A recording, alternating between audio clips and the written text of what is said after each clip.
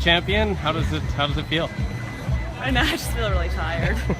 I'll let you know in a couple hours. What was the strategy today? I mean, obviously what you tacked on the bike and... Yeah, I actually didn't plan that really. I just saw Paula go and she made a really smart move in the headwind.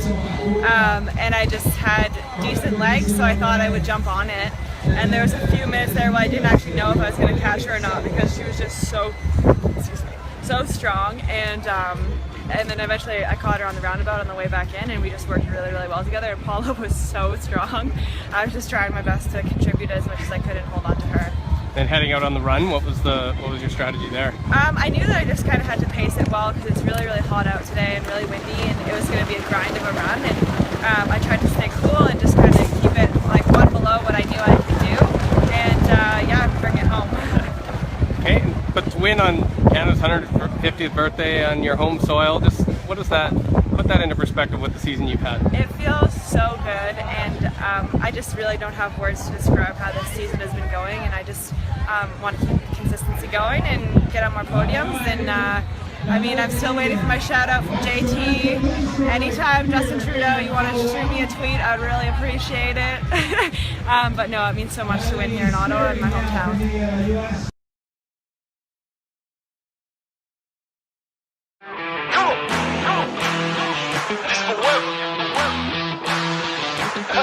No surrender.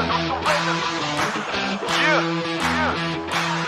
You know that this right here forever. And there will be no surrender.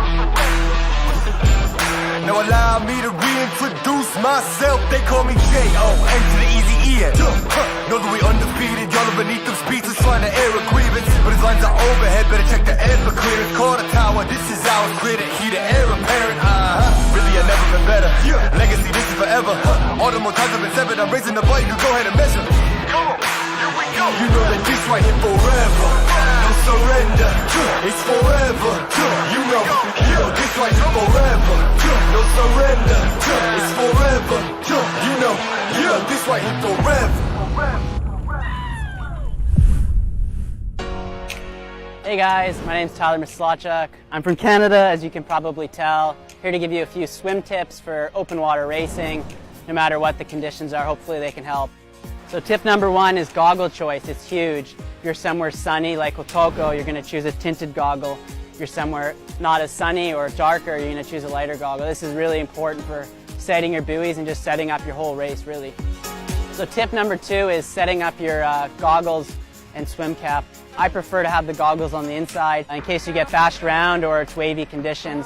I usually like to put it on anywhere from 30 seconds out. Goggles can get fogged sometimes, so putting it on as last minute as possible is key for me. So tip number three is water entry. When I enter the water, I typically work on high hips and high range of motion. You can run in further, but the biggest thing is having a forward lean. If you're running into the water to lean back and you catch a wave, you're going to fall backwards. So if you catch a wave and you're leaning forward, at least you're going to have forward momentum.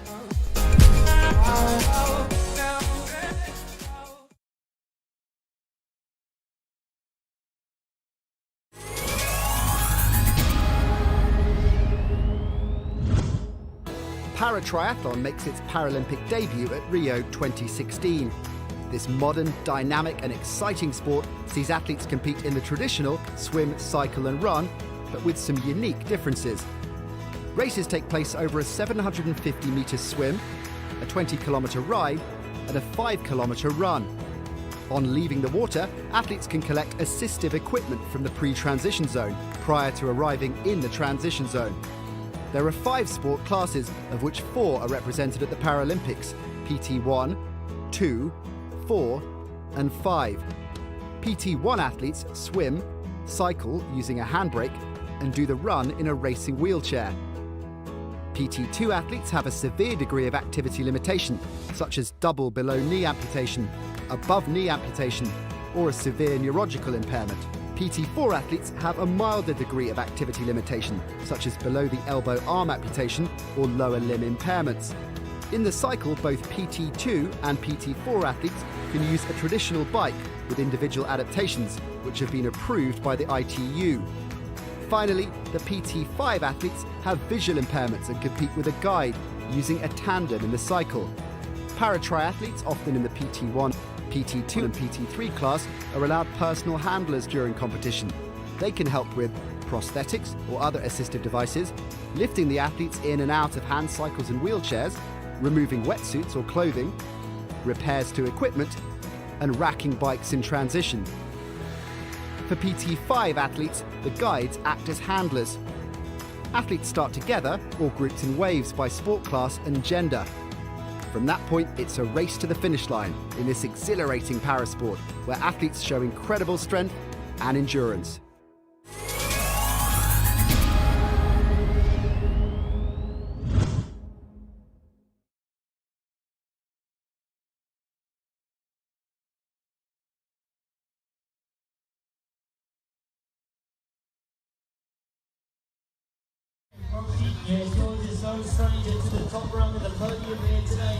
I had a good swim. I was able to stay closer to George than usual. He's a great swimmer, so it's always good when you come out near him. I struggled a bit on the bike today. Just didn't quite have the energy that I usually do, but I was confident in my running. I've done a big bike block in August to get ready for cross-country season, so I've never been this run fit this time of year, so I knew that I had that in case things did go wrong, and they did a little bit, but I was able to have the energy in the legs, and I'm happy I did. What went through your mind when you crossed that finish line? Because we noticed a lot of emotion, so we're just so happy. Yeah, those are kind of the moments you kind of train for. It was pretty special. It's hard to describe, but this one I was a bit more emotional than the rest just because I've had a tough year, and just to finish it off the way it did, I wasn't expecting it, and it was a huge relief.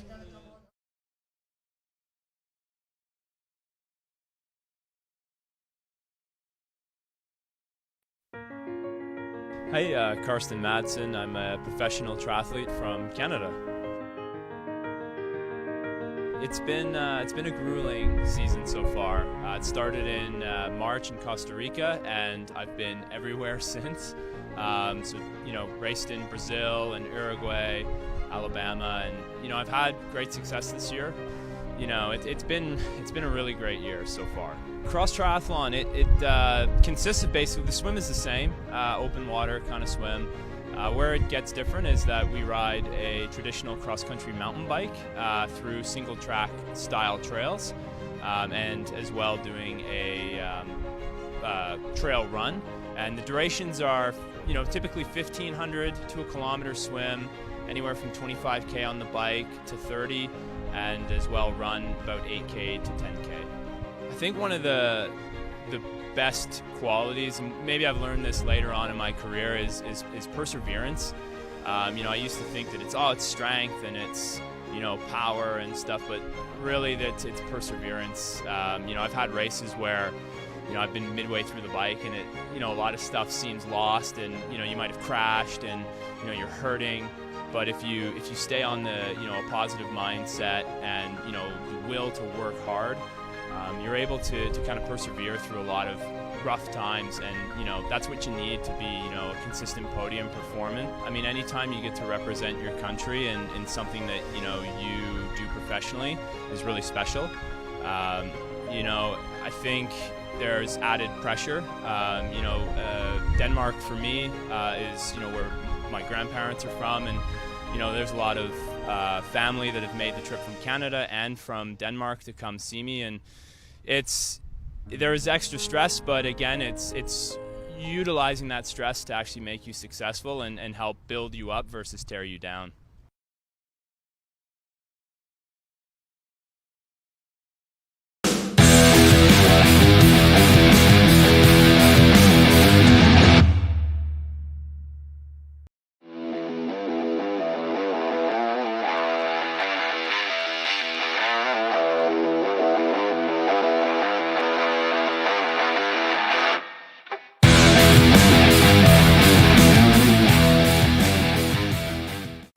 Gary Shupley, and I'd like to welcome you to the C3 Lululemon Bike for Future Champions and Frontline Workers.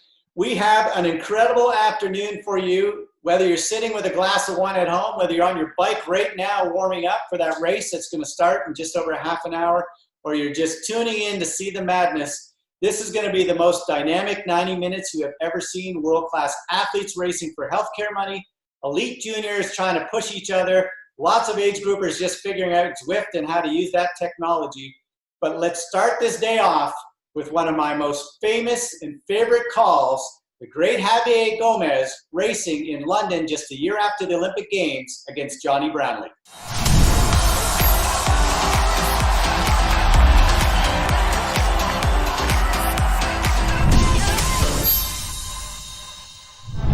But the two best men are there. Here we go. Here's the sprint from Johnny Brownlee. And can Gomez go with him? He is making a move. You cannot believe this race. Guys on the other side of the road. Athletes are stopping and cheering at that. Unbelievable. Johnny Brownlee on his toes. Javier Gomez is not letting him away. This thing is not over. This is not over. Javier Gomez is not letting him get away. We're going to see one more push. Did Johnny go too early?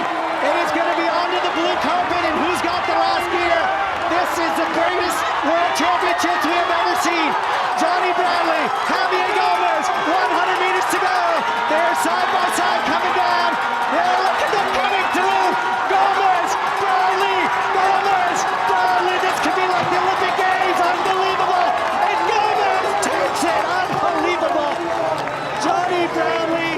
That was a repeat of the women's race at the Olympic Games. Unbelievable. Muriel Mull will be third. I got to go down and interview these guys and have a heart attack.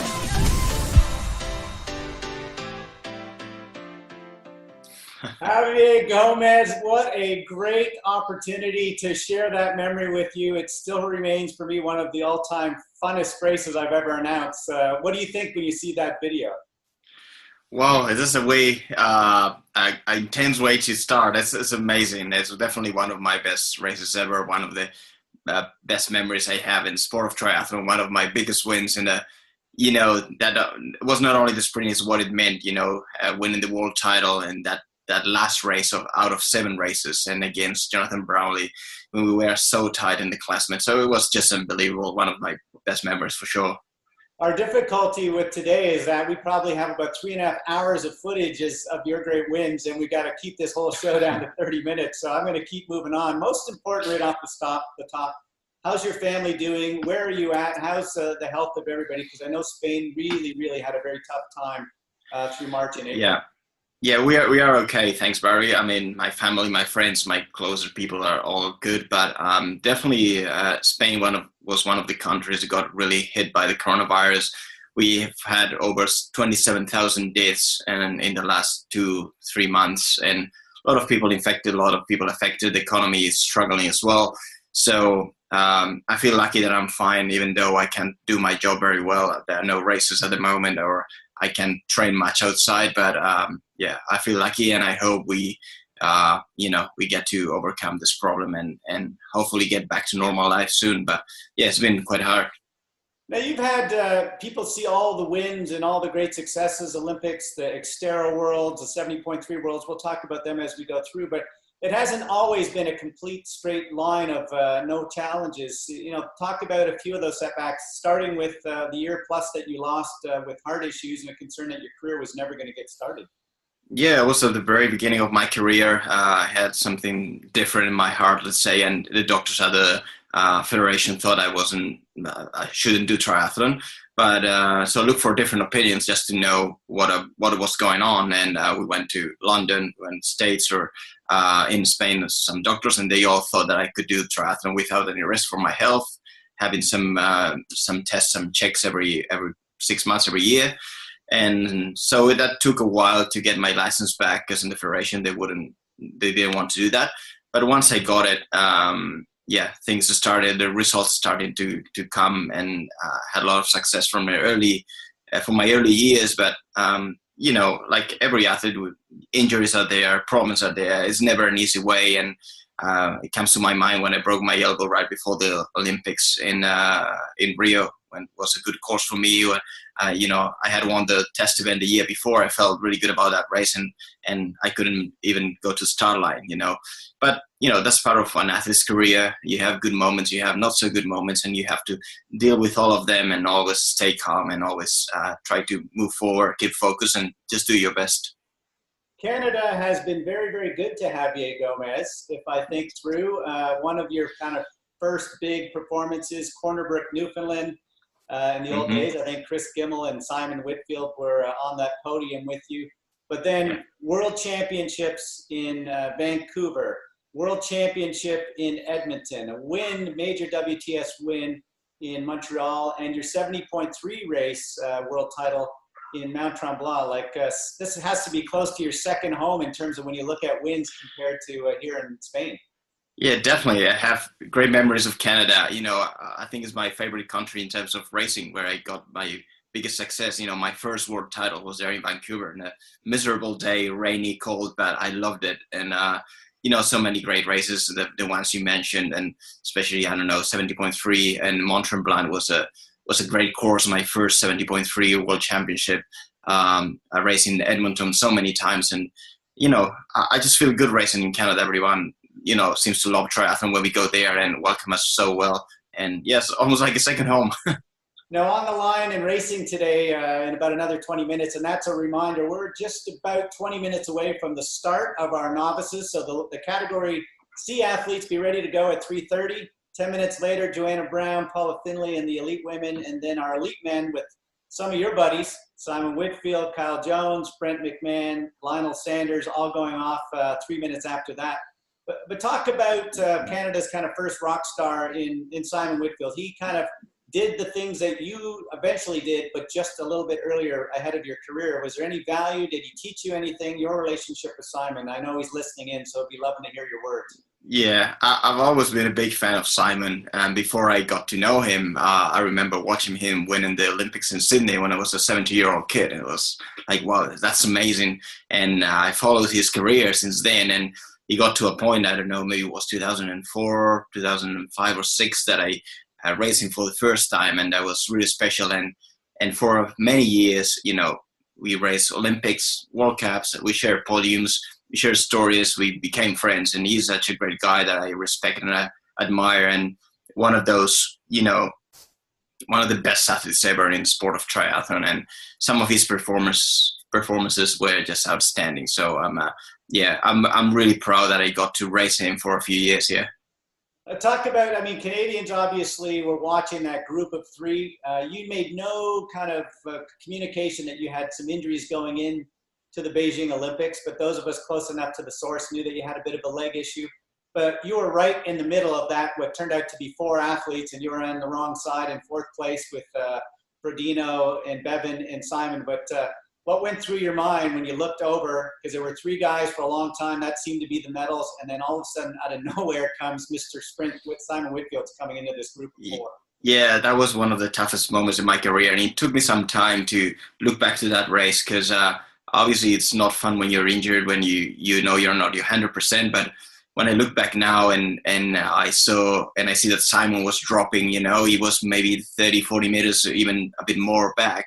And my mistake for that day, because I knew I wasn't going to win the goal, but I could have maybe saved a medal if I kept pushing until the end. But we all slowed down that one last kilometer, kind of preparing for the sprint, and that allowed Simon to join us. And then he's, one of the best sprinters out there. It's really quick. And so I lost the medal there, but I did what I could. And obviously when you look back, it's easier to say, I should have done this or that, but that's the way it was. And luckily I got a medal 4 years later in London. So I'm happy with that. When you take a look at the length of your career and the type of racing, you've broken 8 hours at the Ironman, you've won multiple 70.3 world titles, Olympic distance, you've still got that energy to go to another Olympic Games. How do you continue to inspire yourself? Because, there's going to be juniors and age groupers listening in today who, they've got a goal that might have been changed because of the coronavirus, and now that race in Muskoka has been canceled, or Mount Tremblant, or whatever that might be. How do you continue to kind of keep at the level you're at for so many years? Yeah, even though I have achieved so many things, way more than I expected when starting my career, there's still things that I haven't won yet and I really want to win, but that's not the main reason why I love this sport. I just love training. I just love trying to get better every day. And of course, if you get a good result, that's awesome. And, you're a professional athlete and you want to have those results because that's your job. But I love going out training every day. I love the challenges and I never look back at my past when I go into a race. I know if I want to win a certain race, I have to prove it that day. It doesn't matter how many world titles I won before. You have to be the best one that day, and that's my focus. And when I retire, then I'll look back and say, oh, that was cool, I won this and that. But now I just look to the future, and I'm really excited about the challenges ahead, whether it's the Olympics or Kona in the future or other races, and I'm still enjoying it. What might be the greatest 7 days of your career? I don't know that, but I'll say it's close. If not, 2 world titles in Canada. You won the world title in Edmonton and then skipped right across to Mount Tremblant, the first time I think that the 70.3 had left the United States to come out on what was an incredibly difficult, tough course in Mount Tremblant. You won that title over Ferdinand, Tim Don, and a young guy. We're just going to show a bit of footage here of that race, and once we come out of it, you can kind of give me some reflections of what went on that day.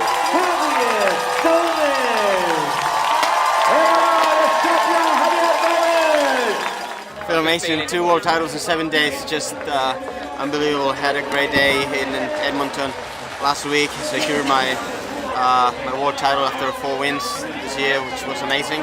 And now I had nothing to lose here. I felt really good. I tried to keep up on the bike, which was tough because these guys were riding really hard.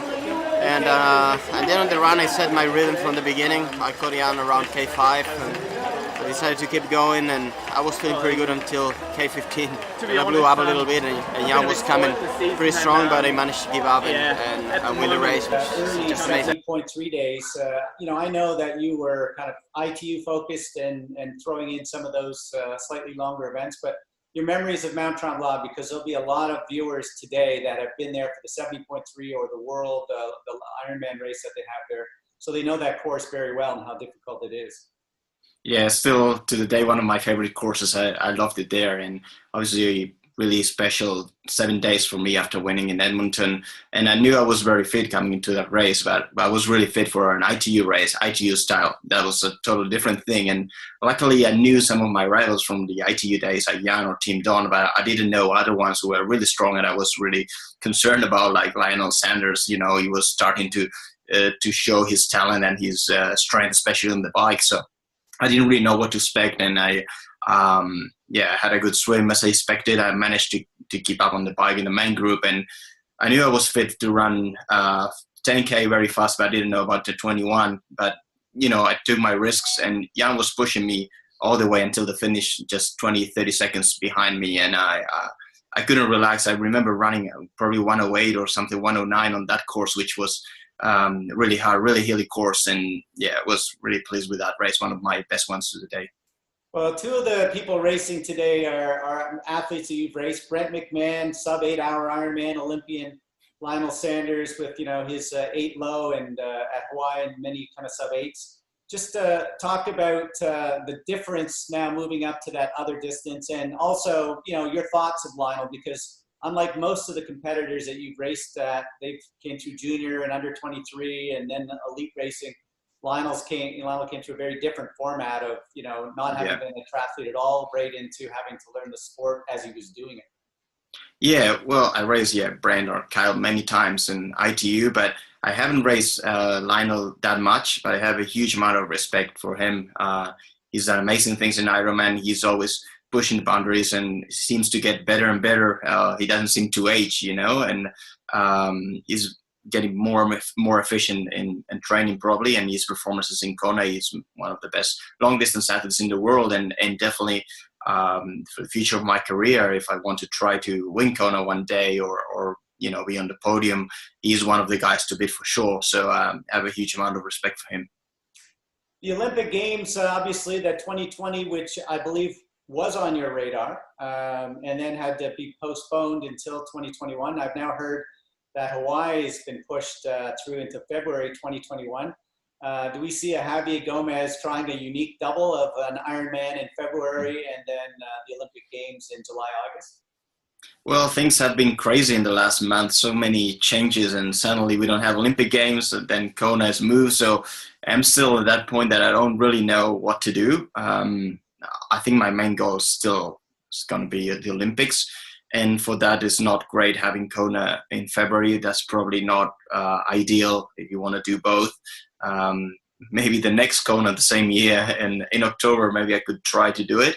But obviously, don't know with a great preparation if I train for the Olympics. But we'll see how things go. If it's not in 2021, probably 2022 and 23 until my career at some point. I will be focused in Kona because I was there in 2018. I didn't race well. I made lots of mistakes, but I also learned a lot. And I don't know if I can end up winning that race one day, but for sure I know that I can do better than what I did in 2018. So I just want to go there and prove that I can do it better.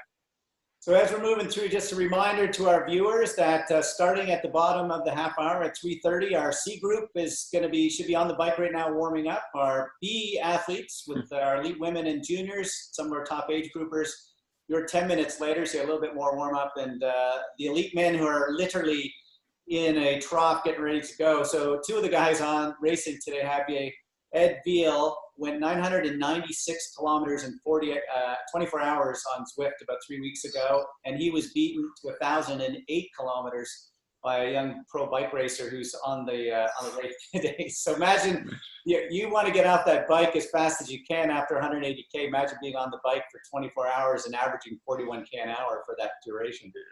Yeah, I can't even understand that. I don't know how to work it out. It's just unbelievable. It's crazy. Well, that's some of the people we've got on the line today. We've got some phenomenal women in Canada. If you go back to the Pontus twins, back before you were probably even born, they were winning at the Hawaii Ironman, and Lori Bowden, Lisa Bentley, Heather Feuer, Sam McGlone, just to name a few that have come through at that longer distance. They've had the chance, women in the sport in general, to be able to get equal prize money, to be able to have equal television time, equal sponsorship, whether it's Joanna Brown or Paula Finley, whoever it is. Talk about being one of the leaders of a sport, and maybe your impression of being in a sport that gives women equal opportunity, because we have a lot of age group women who do the sport because they feel like they're equally respected. They do the same distance. They do the same opportunity for prize money and TV. That does make our sport very unique. Just as one of the leaders in the sport, your impressions of how triathlon have been equal to women. Yeah, it's very unique, and it's something that I love about this sport since I started 25 years ago, which now there are more and more sports having the equality between men and women, but back then not so many, and triathlon was one of them from the beginning in terms of prize money, distances, opportunities, and that only made the women in triathlon so competitive. And watching a women's race nowadays is many times way more exciting than men's race. They're so tight and because they had the same opportunities than us. So that's awesome to see, and I hope it keeps going that way, and I hope other sports do the same thing. One of the unique things about our sport is the relationship between the age grouper who gets to be at the Ironman, who gets to be at Mount Tremblant, whatever the case may be, and race on the same course that you guys do, maybe double the time in some cases, but they get to be out there. Do you get an energy from meeting those people, from seeing 70, 80? For example, we have a 71-year-old on the race today who won the Hawaii Ironman, Bob Nucky, in under 12 hours at 70 years of age. What does that kind of go through your mind? Do you see a 68-year-old Javier Gomez out there picking up medals for Spain down the road?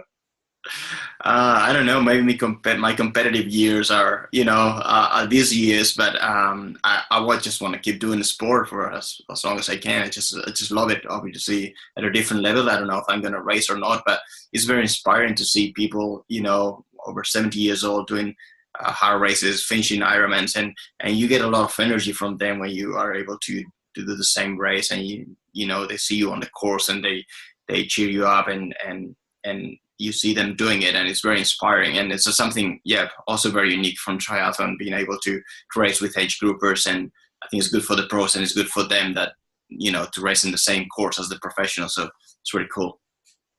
I would say that there's no other country that I've ever seen that their best athletes have been incredible in the transition from great to great to great. So if I think back to the wonderful Ivan Rania, Olympian, world champion, multiple winner of races, Ironman success, etc.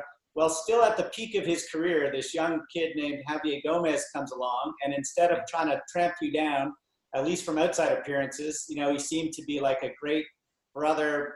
Here's how I do it. Here's some learning that you can give.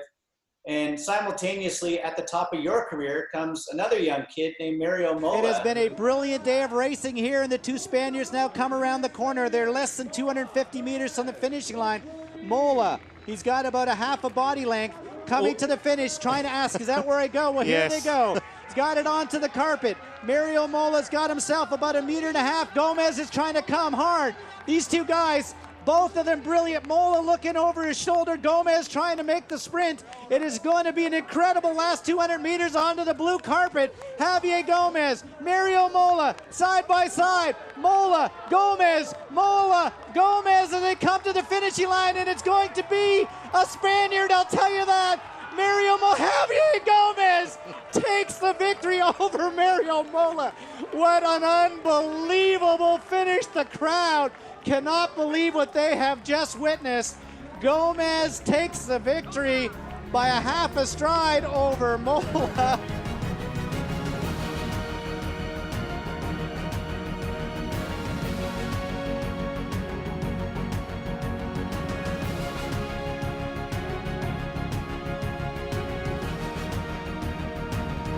Lots of that particular race, and then the other question, just the relationship between you, Ivan, and Mario, because I mean, I can't even imagine the number of world titles and victories between the three of you, and I never once saw any outward kind of, you know, holding back. You seem always happy for each other when the other guy had a great day. Yeah, it's great to have so many great champions in Spain, and Ivan was the first one, and I learned so much from him. I was a young kid, and he was the racing Simon and these guys in the world stage, and coming from a small town in Spain where triathlon was not popular sport, and we didn't have internet to look for information, and having Ivan there and seeing the way he trained, the way he did things, I learned a lot. It was great for me and helped me growing up into the sport, and I have a great relationship with him even nowadays. And with Mario, a bit of the same. We could see him coming, so this amazing runner, great talent, and he's such a nice guy. It's not that he's a good friend of mine, but he's good friends with everyone. He's one of those guys that he just does his job. He's really polite, really respectful. And even though in that sprint finish we just seen, you don't think who is the other guy, if he's your friend or not. You just try to beat him and you go as hard as you can. But when you cross the finish line, it's great to share it with a friend, and that's what Mario is. It's a rival when we race, but it's a big friend.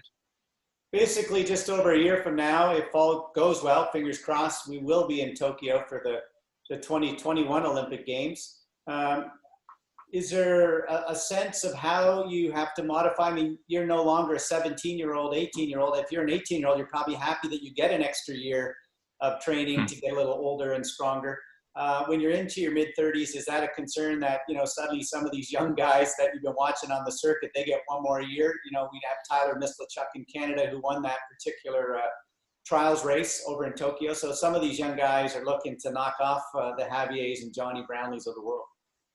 Yeah, definitely. The situation is a bit better for the young guys, for Taylor or Hayden Wild or the Norwegians. They have one more year to keep growing up into sport and keep getting better and better. And for us that we've been here for so long, it's not amazing, but I think I can be competitive when being 37. Then I think I can be competitive at 38. So. I just have to, be smart, train well, not the same way that I trained 10 years ago, for example, but be more efficient. And, when I'm fit last year, the times are there, when I do the track sessions, I still can run fast. And I believe I can, even be a bit faster if I just focus on Olympic distance, not like last year that I did a bit of everything, 70.3, long distance, short distance. And Tokyo, I think, is going to be a tough race, even though the course is flat. But the heat is going to make it hard, and I think that's a good race for all the guys. Well, that's what I hope at least. So I'm excited about it. You've made, no bones about the difference between Olympic distance, which I consider to be, it's been the standard. The best have done it, going back to Simon Lessing and all the greats all the way through. Obviously, there's been a few more of these sprint races added into the circuit. That does add a bit of a twist where these young guys who are coming off of track backgrounds might have a little bit of an extra benefit and not have to have that endurance that the guys in their 30s have been able to do. So do you see a difference in how you prepare for a sprint versus Olympic? And I would have to say, obviously, Olympic would be your favorite distance to do. Yeah, it's my favorite distance because I grew up doing Olympic races. My first triathlon ever when I was 15 was an Olympic distance.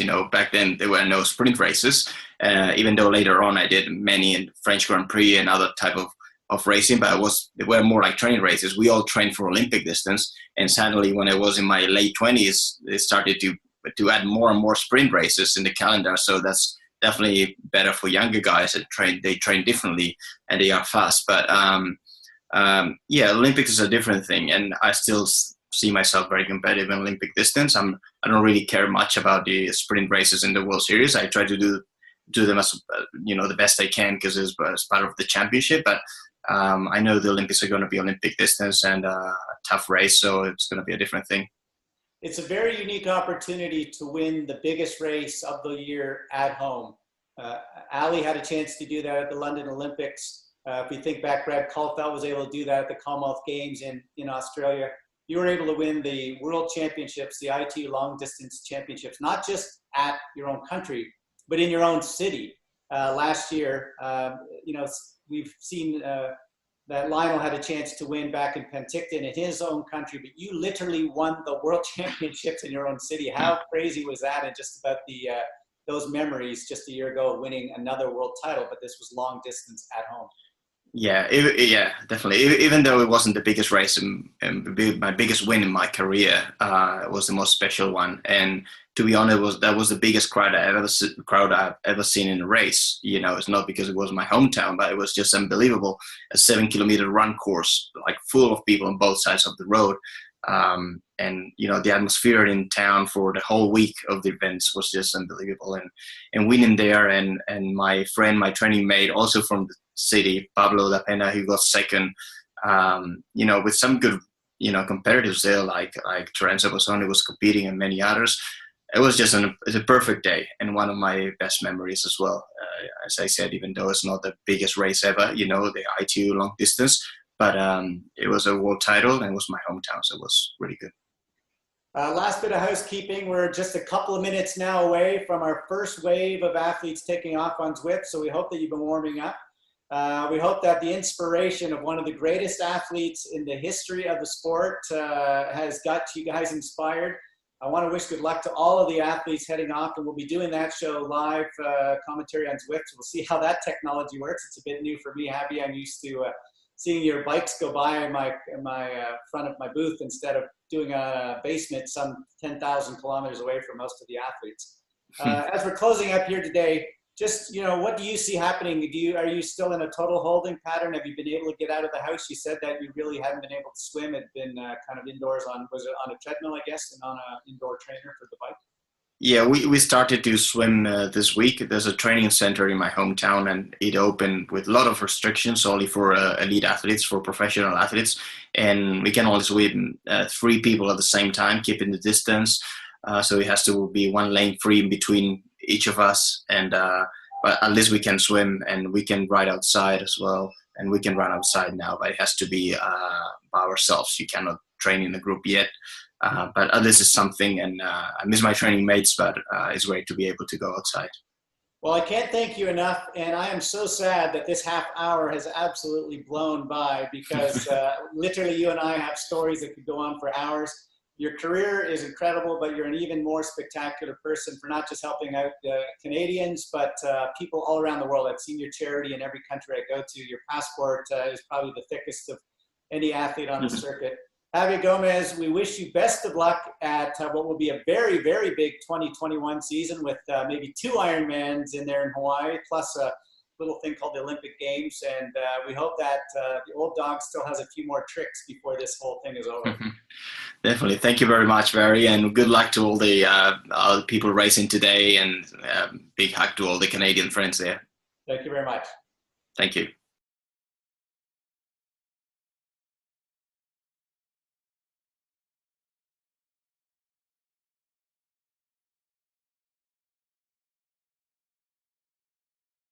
What an amazing opportunity to hear from one of the greatest men to ever do the sport, the great Javier Gomez. And you can tell how much he loves Canada and his great love of some of the great Canadians like Whitfield and Lionel Sanders and others. But we are now less than 3 minutes away from the amateur race. And when I say amateur, I am not messing about. There are some incredible athletes that are going to be going off now in less than 3 minutes here, including, amazingly, Simon Whitfield and Craig Alexander have hopped in with these amateurs. So all those everyman Jack guys are in there.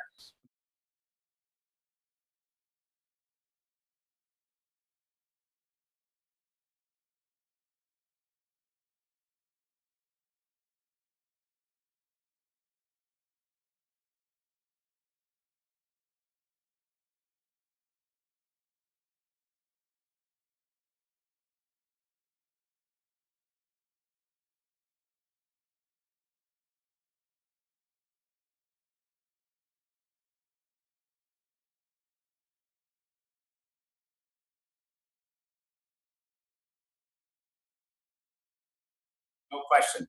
I want to give you a sense of the course today. It's 2 times 20 kilometers. There you can see the course there, the map. A bit of a hill at about 11, 12K, and then a nice gradual sprint downhill to the finish. That's 1 lap. They've got to do it twice. Remember, these amateurs are going to be going off 10 minutes ahead of the pro women and the junior men and women. So the amateurs, the people who maybe are a little older now, the Whitfields, the Craig Alexanders, but we've got 71-year-old Bob Nucky in that race as well. Kim Nelson and her team in Caledon are all getting ready to do that course. World champion Hans Porten and many people, but the Everyman Jack guys, they're the people who are rocking out there, and we know that they are going to be a major factor as the day goes on. 10 minutes after the amateurs, the pro women. 3 minutes after that will be the pro men.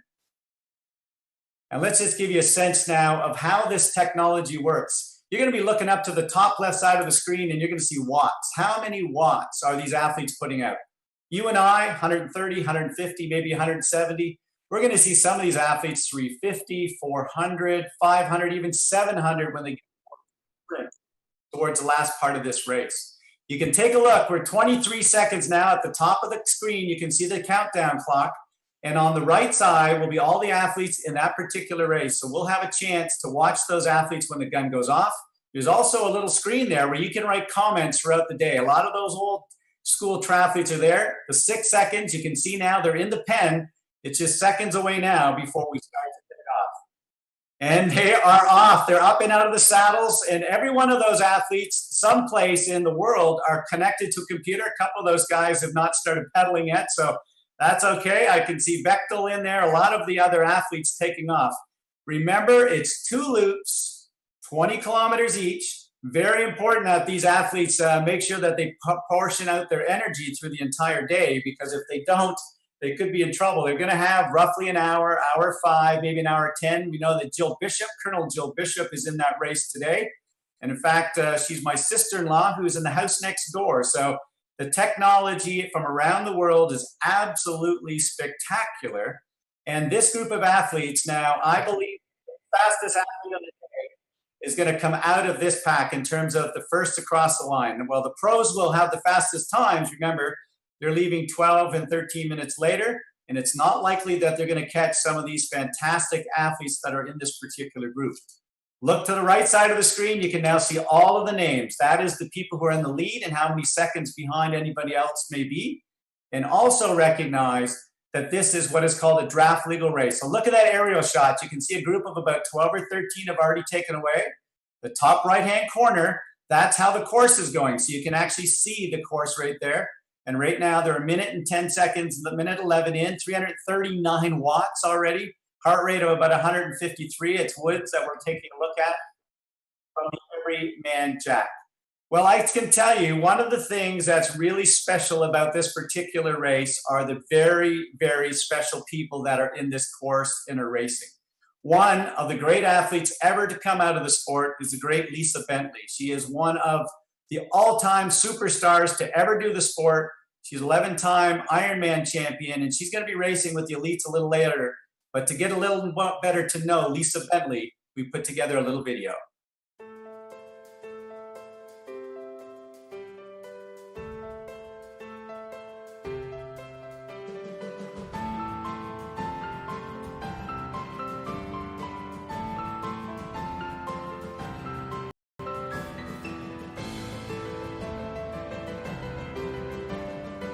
I've stood on hundreds of start lines all over the world with the very best athletes in the world. My sport is triathlon, swim, bike, run.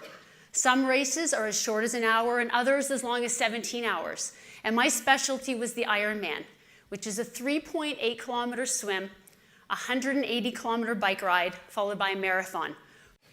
And this is my office, right there. The start line of the Hawaii Ironman World Championships. I'm in there. I literally jumped into that sea of chaos, risking my dreams, risking everything, vulnerable to pressure and expectation. And yet, I'm completely in control.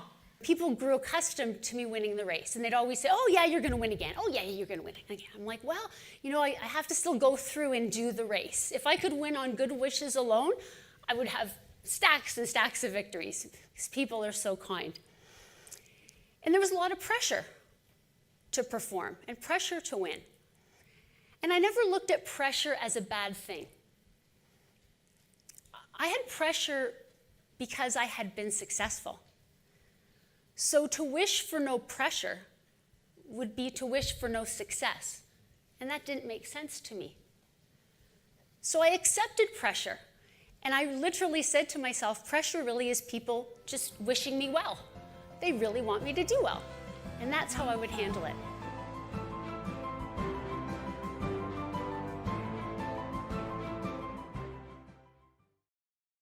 What a very special woman, Lisa Bentley. Many people think of her maybe as an iron person, 11-time winner, third in Hawaii. In fact, she had to delay her wedding in Hawaii because of having to actually have surgery that took her out of the race in the middle of the race. How tough is that? Amazingly, however, Lisa Bentley also went to Pan Am Games, won medals for Canada internationally at the shorter distance. So although a lot of people may think of her as a iron woman, she in fact is a true superstar. We're looking at the right side of the screen right there, and you can actually see the races going on. They're already about 3.5 kilometers into the bike course. So we are now moving closer and closer to those pro women eventually going. But there's a couple women that we want to talk about before the race starts, and they are two of Canada's up-and-coming superstars. Dami Jemanicki to the left. She was a Canada Games athlete. She's been Ontario's superstar for the last 4 or 5 years. Lives in Guelph. Craig Taylor did a lot of great work with her through her development years. And she went to the Commonwealth Games just a couple of years ago. And this extra year waiting for the Olympic Games, the delay is going to be a big benefit because she was out of the sport for about a year, had to get herself back in shape. So 12 more months for Dami Jemanicki is going to be a big, big factor for her. And Emily Kretz, the woman next to her, has been a superstar since she was about 16. I remember her racing around the country and the world, picking up medals for Canada many times, under 23. She went to the last Olympic Games. And her coach, Alex Serino, a spectacular coach in Montreal, he's taken a lot of time away from his business. And that guy specifically has put up some great prizes for today's race. So we expect that to be a big factor.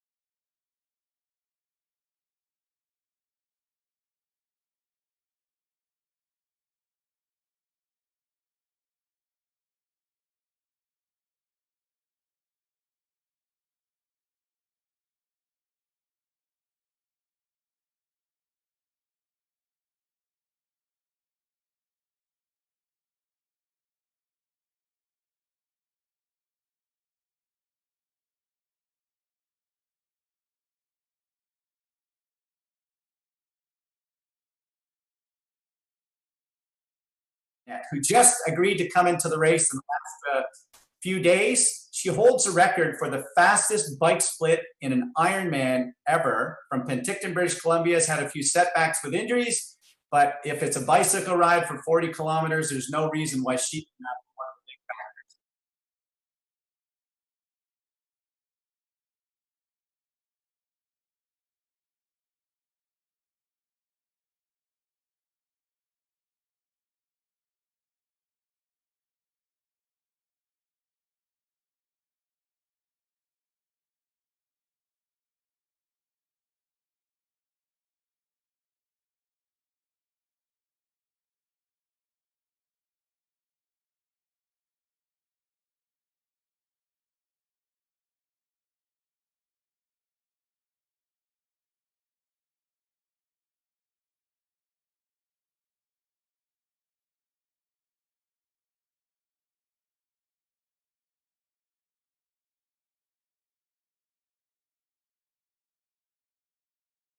And so thank you, Craig. And some of the pro women, again, as we talked about big factors, but we'd love to talk a little bit about two of the women who we think could be big factors as the day goes on. And both Paula Findlay, boy, is she a superstar.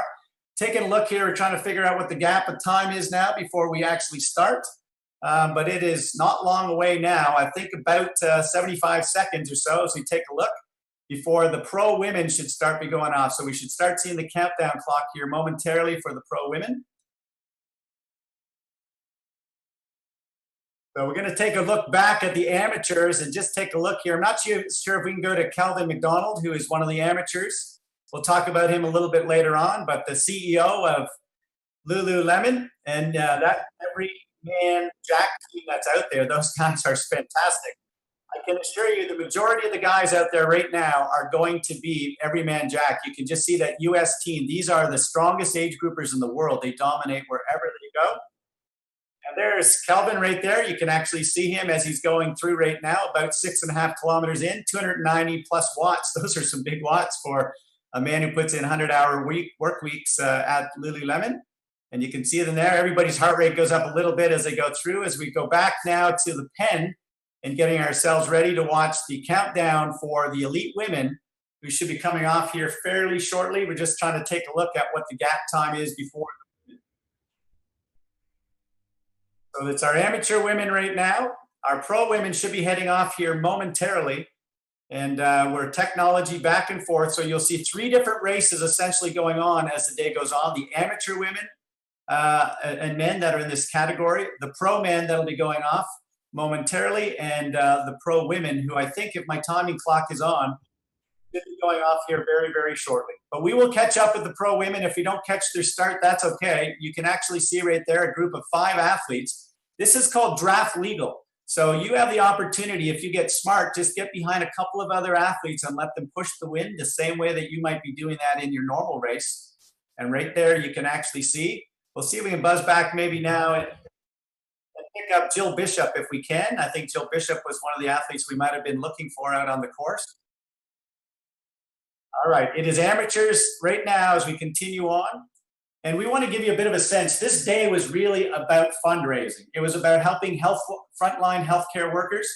We're going to do a great job at the end of the day. The first of the 3 men or women pros that make it across the line will actually be able to pick the healthcare professionals of their choice. It could be doctors, it could be nurses, whatever the case may be, but that's in fact what we'll be doing. As we're taking a look right there, it is the amateur race and the technology people back at the office working to get us up to the elite women's race. We'll do our very best to kind of get that started, but as we do, we will catch up with them as the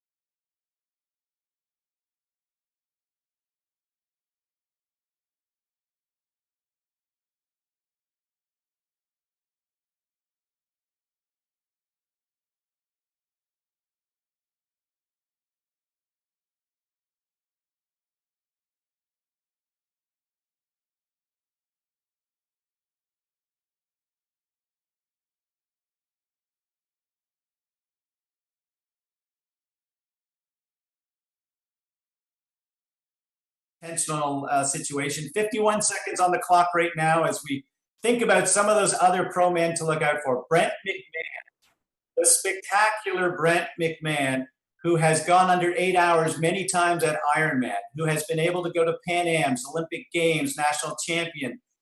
His coach for his entire career, Lance Watson, doing a fantastic job. And just this morning, if you were actually tuning into CBC, they actually played the 2000 Sydney Olympic Games, and I saw the great Lance Watson at the finishing line as Simon Whitfield came in across the line. What a great job he has done. 17 seconds now on the clock, and these pro guys are going to go. Remember, they're starting 3 minutes after the women, so they have to try to catch up. First of all, 7 seconds now on the clock. They've got to try to make that 3 minutes up and then beat each other as well. 2, 1, and I think we should start seeing the men. Off they go. There they are. So don't be surprised to see 350-ish, 400 watts pretty quickly on as we're watching Lionel Sanders. Now, I talked to Lionel a couple days ago, and I think, in fact, he already rode hard for an hour today. He's in this race, and then he has another 45 minutes to an hour to go later on. And we are watching right now Lionel Sanders and the boys. Now, Lionel is absolutely, he's got that green uniform. Everybody recognized him from all those years wearing the green outfit. And he has done a brilliant job, part of the Freshie team over the years. Lionel Sanders, we've had a great relationship, he and I, over the years. Came from the same small hometown called Harrow, Ontario, only 2,000 people. He's now more famous than the mayor of Harrow, Ontario. Back to our amateur race right now. That's Simon Whitfield right there. So Simon Whitfield is in a small pack, and I think Craig Alexander is in there as well, having a lot of fun. You look to the top side of the screen, you can kind of see the corner they're going around. They're 9.8 kilometers now into this race already, 43 kilometers an hour. And Simon Whitfield now, if you ask him, what is he? He is a stand-up paddler. This man spends 2 to 4 hours every day, if he can, either teaching stand-up paddling or going back. Well, we want to take a chance to talk about Simon Whitfield. He has been an absolute superstar throughout his career. And Kelvin McDonald had a chance to think about Simon and what he meant to the sport.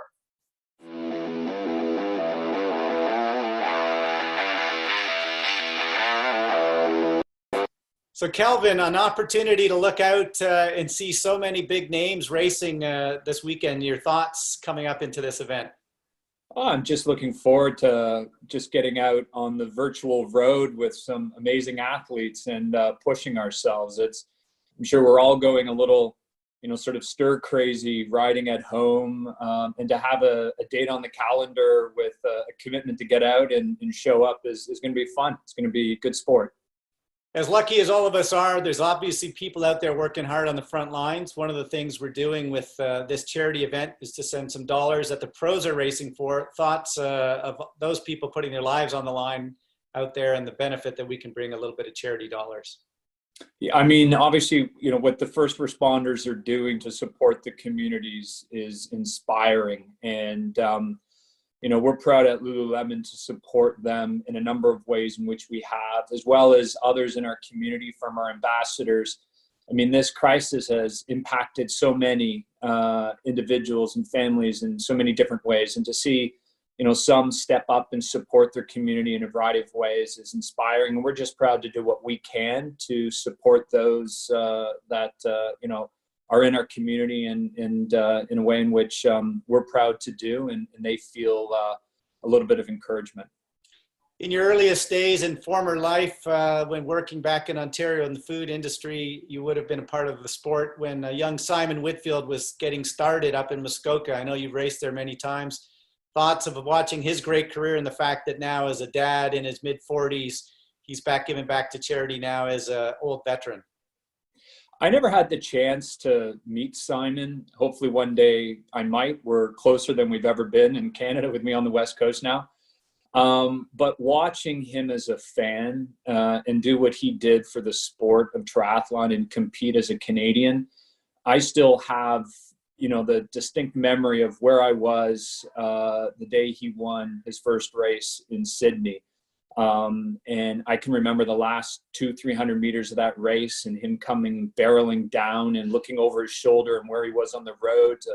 It's just He's an incredible athlete. He's an incredible competitor. He made me proud as a Canadian, and I loved what he's done for the sport. So it's going to be fun to see what he's giving back and seeing him compete as well.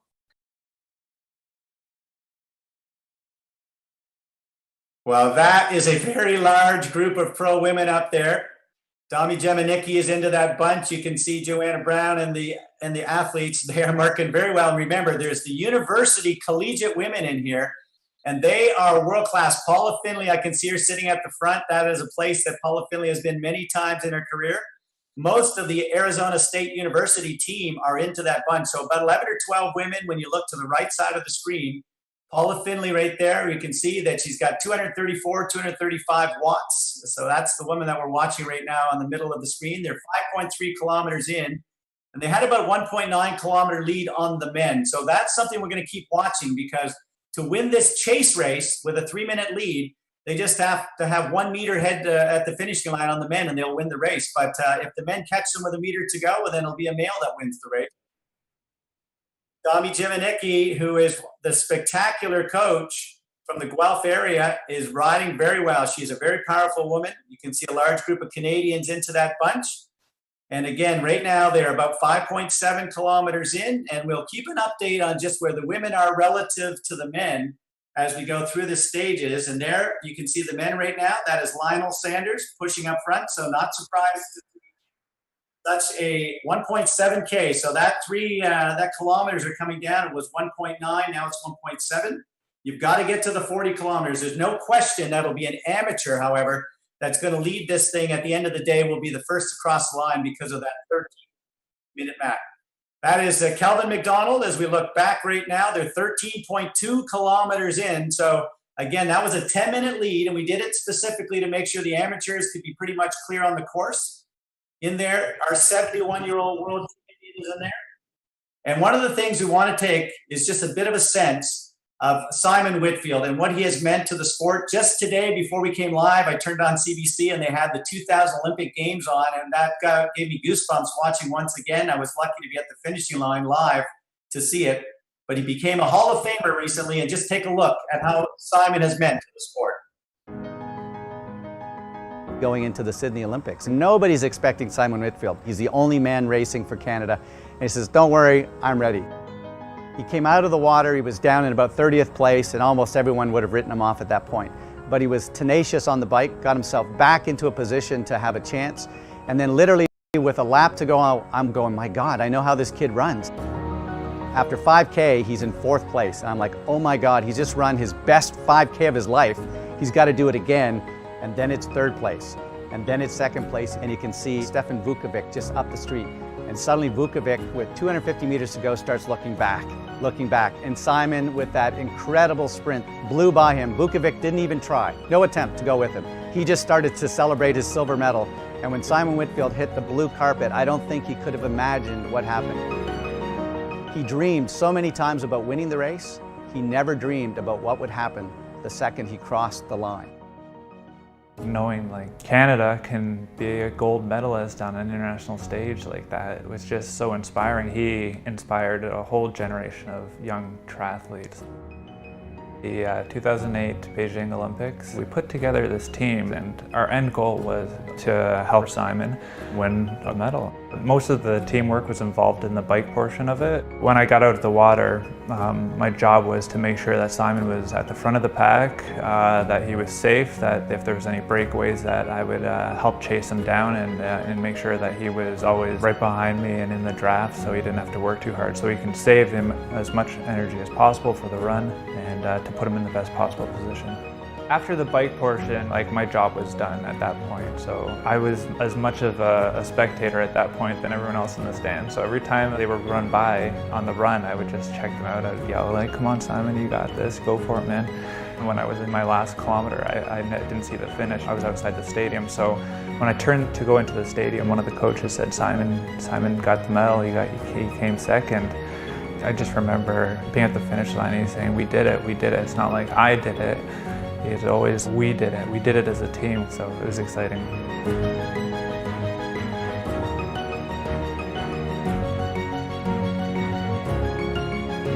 Simon deserves this because he was relentless, he was driven, but he was also a really good friend. His legacy, it will continue on. Simon really deserves to be thought of as one of the best Canadians to ever put on a uniform in any sport.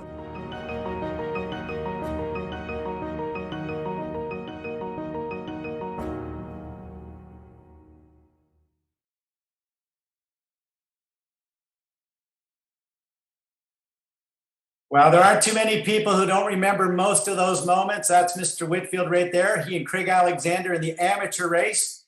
That fantastic picture was from the finishing line of the first ever Olympic Games, the gold medal to a Canadian, and Canadians were working there. The Beijing medal that Mr. Whitfield picked up 8 years later and then made it to London to his 4th Olympic Games. What a spectacular career. But that's the Simon that I know better now with the hat on there. He loves being on a paddleboard. His life is really now about giving back to his kids and the many other people out there. And while most of us take great pride in that gold medal, he really just takes pride in the fact that he inspires his own family. And I know his 2 daughters probably checking out daddy today. As we go back now, you can see the pro women, and that is a large group. I can see many of those ASU athletes into that lead bunch. Of course, the big names like Paulina Allen are in there, Jenna Nett, of course, in there, Paula Finley.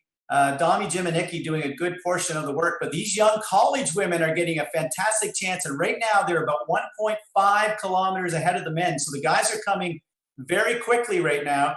The Lionel Sanders of the world are pushing that men's pace, and these women are going to have to pick it up just a bit, because if they keep going at this pace, they'll have a phenomenal race in between themselves, but there may be a difficulty for them to be catching up. Back to the Lionel Sanders of the boys, and there you can see they're down to a pack of about 7 or 8. And when they start to hit the hills, don't be surprised that we'll see a few of those athletes pop off. Ed Veal into that. There's Mr. Jones. So he's getting his couple minutes. Tristan Jones, the junior, up into the big boy. Stephen Daniel, what a spectacular athlete Stephen Daniel is. A Paralympic world champion a couple of times. And as we take a look from Sanders and the boys, we go back now to our amateurs who are already at 18 kilometers. So they're not too far away from finishing their very first lap, and you can see them now making that hill climb right there, doing a fantastic job. Those everyman jack athletes certainly are incredibly powerful athletes, no question about it. And they're starting to whittle away. Don't be surprised if it's 1, 2, or 3 everyman jack athletes at the end of the year. All the all-stars. Richard Patey is into that place. Good to see Mr. Patey into there as we take a look through. And again, you can see 334 watts up at the top left-hand corner. We're now already, these guys, back to 11 minutes and 45 seconds. Well, Stephen Daniels, one of the great athletes who's come along. He's from Calgary, helped lead them, his Calgary Dinosaurs, to an NCAA, or a Canadian University champion, But he's a 2-time world champion, Paralympic silver medalist. Fantastic guy. Spent some training time with him in Tucson back in February when his coaches all came down. Carolyn Murray, the great Olympian, is his coach. And what a spectacular job that she has been able to do with that man over the last couple of years. I know he was disappointed that Tokyo Paralympic Games aren't this year, but I think we'll be seeing that finishing line smile in Tokyo 2021 as Stephen Daniels continues to get stronger. He's still a very young man coming out of Calgary. Back to our pros, you can take a look right now as we're getting down to about 7 athletes into that bunch. They're approaching the 10-kilometer mark right now, and these guys are upwards into the 300. That's Stephen Daniels we're watching right now into this group. The data on the right-hand side shows you all of the men that are in that bunch together. Now I want to talk a little bit about the world-class couples of triathlon and endurance sport. That is Dave Cracknell and Lisa Bentley. He's been one of the great supporters of her career, and I know Lisa would say she was better because of it. Graham Hood and Melindy Elmore living out in Kelowna, British Columbia. Graham, a 2-time Olympian in 1,500 meters running and has done some great racing. His wife, Melindy, holds a Canadian record in the marathon and a 2-time Olympian. And speaking of Olympians, there is our great Geneviève Lalonde, the steeplechaser, and her fiancé, Johnny Raz, who is in the race as well today. So the power couples, and of course, Steve Fleck and Paulina Allen. Steve Fleck racing back in the days with Mark Bates and the boys way back in the 80s, early 90s. and is now a world-class announcer. But all of those athletes have represented Canada at major events, and we have great pride as we take a look back now to our amateur race as we're over one lap in now. They are already 20 kilometers and 4/10 in, and it's not going to be long before we see these guys start to hit the hill again. So that is incredibly fast racing happening right now. Back to the pro women, and you're starting to see the pace picking up. 11 kilometers in, a group of 4 or 5 now together. Paula Finley into that lead bunch, and she is working very, very well through this group. You can kind of see a couple of the youngsters. Kretz just behind right there. Emily Kretz told me that she's going to be on a bit of a workout today. She's not going to necessarily kill herself. She's in the middle of that kind of getting myself ready for late in the season. And really very difficult for these ITU athletes. Not sure if they're going to be racing in 3 weeks, in 5 weeks, in 2 months, not till October or November. So kudos to the coaches and people like Alex Serino who are just keeping these athletes in great shape. Back to our amateurs, and it's going to be a smaller and smaller group. Wow. That group, I think, of 4 men have now made a sizable gap, 21 kilometers in. Ortsky coming from the Everyman Jack team. You've got to be about a 35 or 40-second gap right now as we take a look back. That is absolutely, as we take a look now back up to the pro men. And Tristan Jones, the youngster, is up with the boys, 11 kilometers in. I can tell you, this guy just ran an 8:27 for 3,000 meters a few weeks ago. So I know he's in great running fitness. Jackson Landry up there, that guy had to miss the last part of the season because of a crash. But James Loring and the medical team in Guelph doing a fantastic job to get him up and ready for action. Well, some of the athletes to look out for, Ed Veal. He is a big man in the 80 kilos. He holds the 1-hour record on the bike, on the track.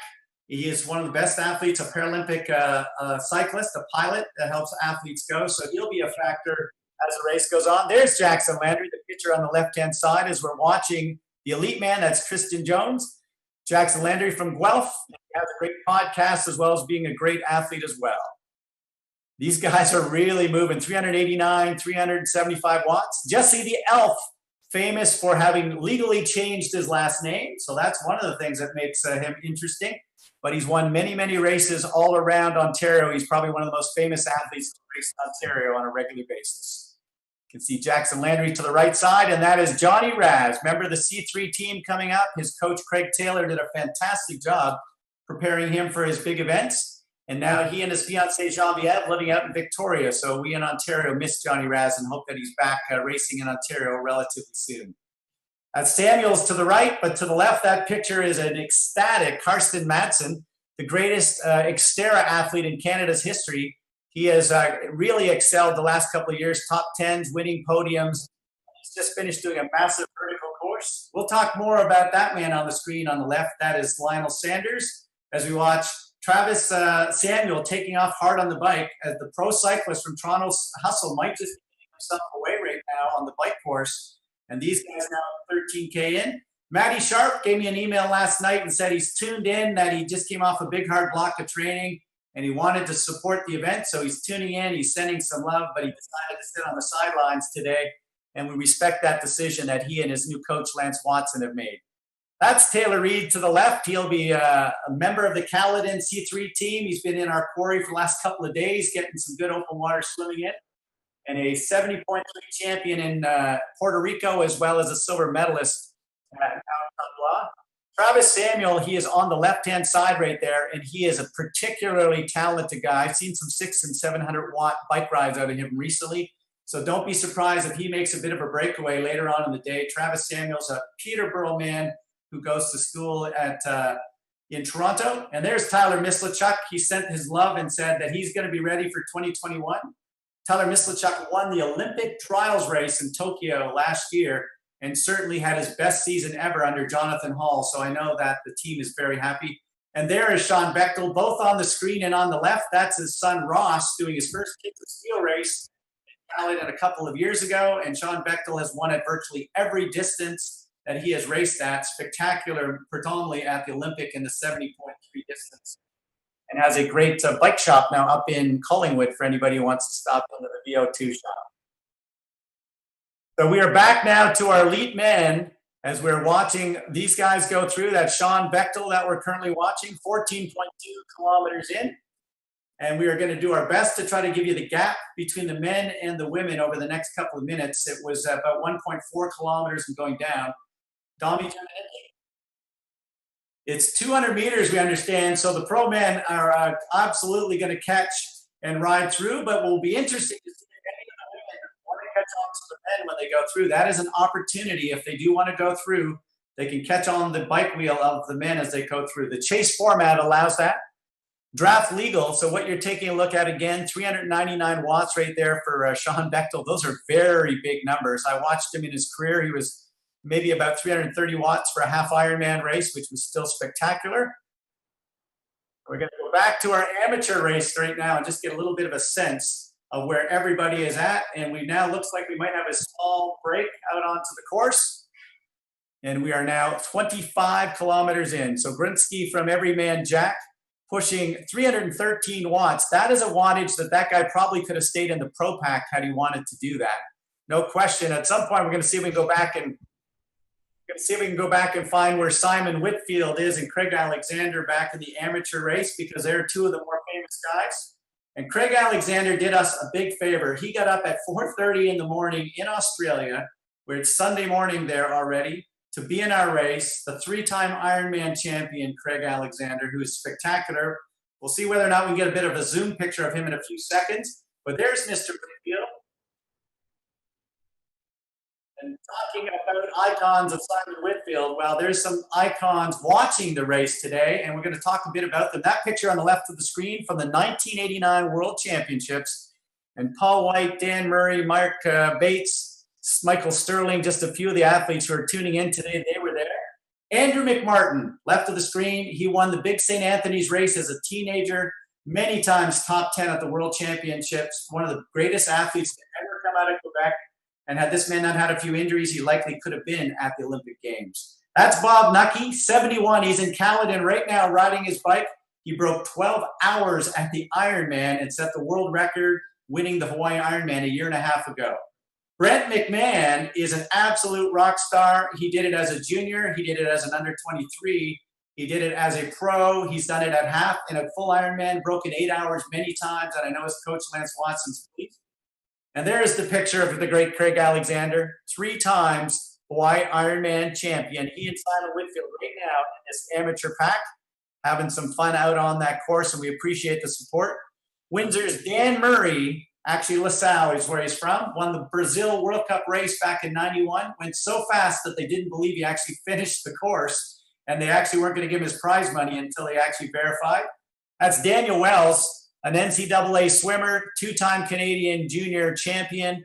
Most importantly, he probably is a guy who whipped Simon Whitfield into shape in the pool, getting him ready for his big swim at the Olympic Games. And there you can see Paulina Allen down onto the bike course right there, trying to keep things going. That is Frank Clark on the left-hand side of the screen, and he is in New Zealand. I know he had surgery in the last 2 days, so we wish you well, Frankie, along with Simon Cassidy, a lady that I had a chance to coach right there. That's Isabel Turcotte-Baird, a physiotherapist who lived in Corner Brook, Newfoundland. And I know Scott Ledrew and all that bunch down there will be tuning in today as a part of the party.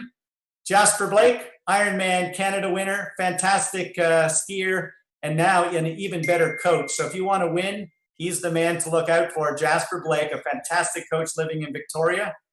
Mr. Ugly, and I'm not being mean, this guy, that's his self-name, Mr. Ugly right there, that's Jeff Simons. Disappointed, I'm sure, that Ironman Penticton may not be happening this year, but he'll be ready to win it when it comes around. Jill Savage, our Olympian, a many-time national team member for Canada, now living in California with her husband, Jordan Rapp, the man who works for Zwift as a technical expert. And that right there is Kathy Tremblay, our Olympian and fantastic athlete from Quebec. She was a national champion, and I know a many-time podium for Canada, both at international categories. So Kathy Tremblay, we wish her best of luck. And the royal family of triathlon, that's the Naiju family on the left of the screen. Pauline Richard, Duffy Noel, Skippy, Blair, and of course, daughter-in-law, Kirsty Otto, who married into the family. On the course right now, the great Kyle Jones, Olympian. He's on the screen there on the left. Kyle Jones went to Olympic Games, national champion, many-time World Cup winner, and now a great coach living up in the St. Catharines area. And that is Mark Bates up on the screen with Stephen Holmes, our former president of Triathlon Canada. Mark Bates, a 6-time national champion, and many times he came fourth at the World Championships back in '94. Mike Sterling got those Lambert boys to go pretty fast, and this man was fast in his day. He's now a physician up in Elliott Lake, Northern Ontario, and we wish him best of luck and thank him for his support of many years. That picture might be hard to see, but Paul White has just broken his arm in that picture in New Zealand back in 1994. Got out of the gully, up with a broken arm, finished the bike, and then ran to victory. Spectacular. Rick Hellard right there. There's a picture of the man from Ottawa who could run 30 minutes and change off the bike back in the late 80s and early 90s. And he's now a great coach in the area. So we wish him best of luck and thank him for being a part of the day. Talk about winning at home. Sharon Donnelly did it on the most important day. She won the Pan Am Games in Winnipeg back in 1999. It was Olympian, a winner in many national titles, but probably that picture there really spoke her day. And Scott Ledrew, the famous man from Corner Brook, Newfoundland, shaking the hand of Simon Whitfield at the finishing line of the Sydney Olympic Games. Ledrew put Corner Brook on the map and helped bring many athletes out to Corner Brook. Tuning in Penticton, the greatest announcer in my mind in the world, the great Steve King and his wife Jean. He knows every detail about every athlete. As we take a look at Lionel Sanders right there, up and out of his saddle on that zoom camera. And finally, 3 great friends, Bill Hallett. You can see Lorene Barnett and Sheila O'Kelly. They were at the Olympic Games, but they've been driving the sport for the last 3 decades, and we appreciate that all that they have done. And Graham and Sue Fraser, if you raced in Canada, if you've done an Ironman, you owe a great debt of gratitude to those 2 people. They started the Subaru series. They were also the Ironman North American experts. And the man that we all owe it to, Les McDonald. I'd love to see some comments on the side of Les McDonald's story. He got us into the Olympic Games, and he has our hearts and thoughts as he passed away a few years ago, but he's left a Les story with almost everyone out there. And our final picture, I think, of the icons, that is Andrew York, Caledon's greatest, went off to the Olympic Games. He's now an OPP officer up in Northern Ontario, and he gets back to support everybody. And finally, that picture back from the 1989 World Champs. Well, as we take a look back at the amateurs right now, they are at the 30-kilometer mark. So Grotsky has really pulled away. He's going solo right now, and you can really see them pushing quickly. It is now 30 kilometers in, so our amateurs are less than 10K away. And look at the effort now on the left side of the screen, as you can really see some powering up now on the bicycle on those zoom cameras. We're trying to get a little bit of updates back and forth. It's our pro women right now, so we have a 4-woman breakaway. And look at Paulina Allen. She is in that screen at the bottom, generating some massive torque right now. So the women are at the 20.1 kilometer mark. It's a 4-woman break. And we're going to have the men in and out through the women's group right now. Krebs is into that group as well as we try to take a look. And now the men about 400 meters up. Lionel Sanders and a group, it looks like of 4, have started to make their move right now. I think Jackson Landry is still into that bunch and potentially Sean Bechtel as well. So that would be spectacular for the old men to continue to go through. Well, 2 of the women that have represented Canada to the greatest of their abilities, the great Joanna Brown and Paula Finley. Both of these women I've had a chance to spend a lot of time with over the last 5 or 6 years at training camps. I watched their incredible ability. That's Paula now on the middle. You can see her data, 249, 250 watts. She's from Edmonton. She's also on the live screen, up and out. She had 5 WTS wins in less than a year and a half. She went to the Olympic Games. But right now, she has been dominating at the 70.3 distance. Both her and Lionel Sanders won 3 races at the end of the 2019 season. Paula right now is in Oregon with her partner, Eric. So she's been in the U.S. Since the coronavirus. We wish her best of luck. And Joanna Brown, she has had wins for national titles. She's had one of our top finishes ever at World Championships, and was focused really at the Tokyo Olympics coming up. So she's now had to readjust her training, lives up in Carp. That's the Ottawa area. And we thank her for being a part of this day as Joanna Brown, a fantastic athlete. We can see now Sanders at 22 kilometers, so into the second lap. And it is difficult to go with Lionel Sanders. When he wants to go, he can put out some big torque right there. Landry into that bunch as well. Ed Beal, I think, is into that group. So we're going to try to get to the 4 names or 5 names. As you can see, Paula Finley in the bottom left screen. That is her putting out some big torque in Oregon. And the men now have surpassed the women, so they're into the second lap. Our amateurs are past 30 kilometers, so we've got a bit of a 3-ring circus now continuing on. Look at Jackson Landry. Fortunately for him, there's no wind resistance with that beard. You can see him racing at his own home right there out of the saddle. As they hit those hills, they're making sure that they try to go with them. Our amateurs in the middle of the screen. So it's a 3-ring circus, and if you're not sure everything that's going on, I too apologize. This is my first time of doing a Zwift race, and there's a lot of technology coming at me as an old guy. Lionel Sanders starting to pull, but there's a couple of other athletes trying to get right back into that. I think Jackson Landry going through. So you can see Lionel Sanders right there. He is in Tucson, Arizona. That's his training base. He and his wife, Erin. We spent some time with him during the winter, and he took out Tristan Jones to do some hard training sessions out in the run. And the great Corey Belmore as well was there. Corey, the sub 4-minute miler and mile record holders in the bunch. So Sanders sending a couple of comments right now as he's continuing to ride his bike. Give him the wave. Thank you, Lionel Sanders. He said, sent me a note about 2 weeks ago when it snowed in Caledon, and he said it was only 94 degrees in Tucson that day when he went out for his run. World-class man. Take a look at some of these pictures right now. That was Lionel Sanders on one of his first covers of a magazine. He loves the indoor training, and he loves his Gatorade. So that's not a tough thing for him to spend hours on his Zwift trainer. He spent many hours throughout his career. The number of victories this guy has had in the last 4 or 5 seasons, absolutely phenomenal. Probably only Craig Alexander has had an equal 70.3 career. And that picture I love because Lionel Sanders right there showing his effort to the Kids of Steel program in Caledon, racing at the kids race, and also being a part of that event. So we love what he's done, and we appreciate all of his help.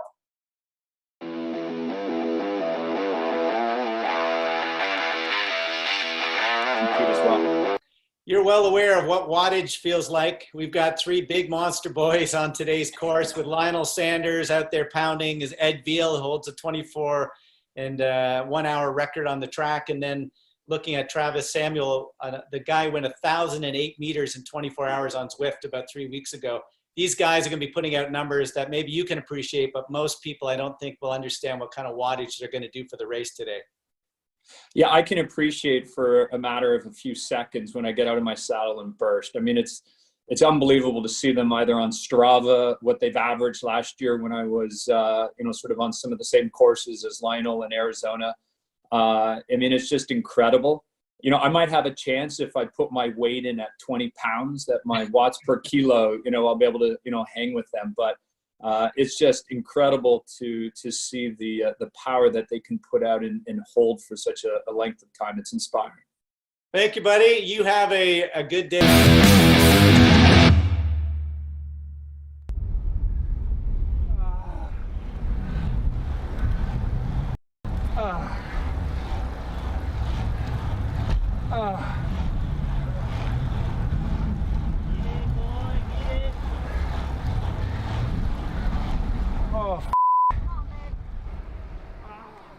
Yeah.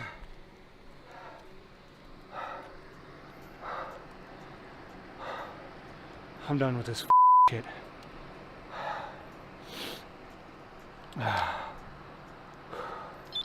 Well, if you've never had the chance to be at that spectacular Mount Lemmon, you need to make a trip down to Tucson. Lionel's had some of his greatest days of his career on that mountain and some of my most favorite memories as well, watching athletes of all ages. As we take a look right here, it looks like we might have a group coming back together right now. So that is a great job on the pro women and a few of the junior athletes into that group as well.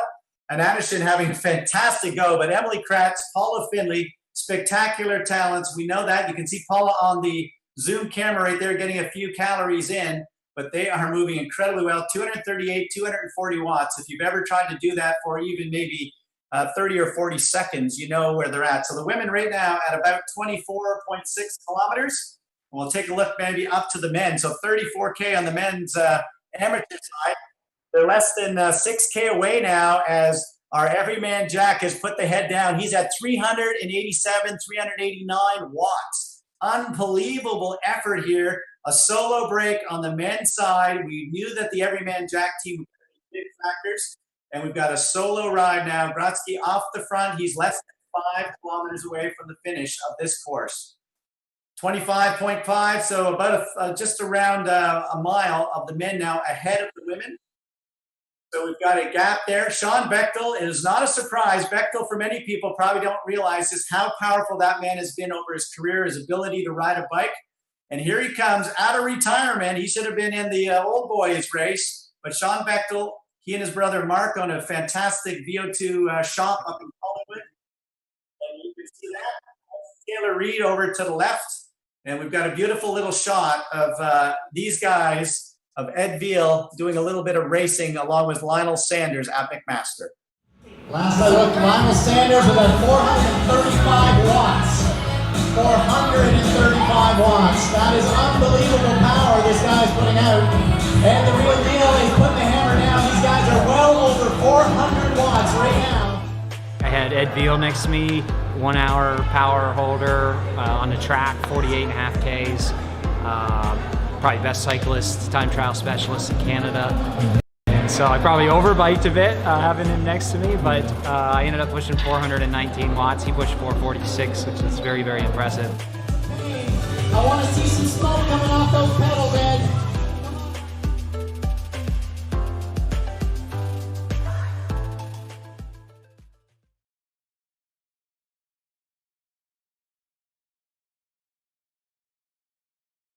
Well, two of the strong men of the sport right there. That is Ed Veal to the left and Travis Samuel to the right of that picture we see at the top of your screen. Unbelievable talent. Ed Veal is a Paralympic athlete as the pilot, the man who sits in the back of a blind tandem. He's also broken the 1 hour record on the bicycle.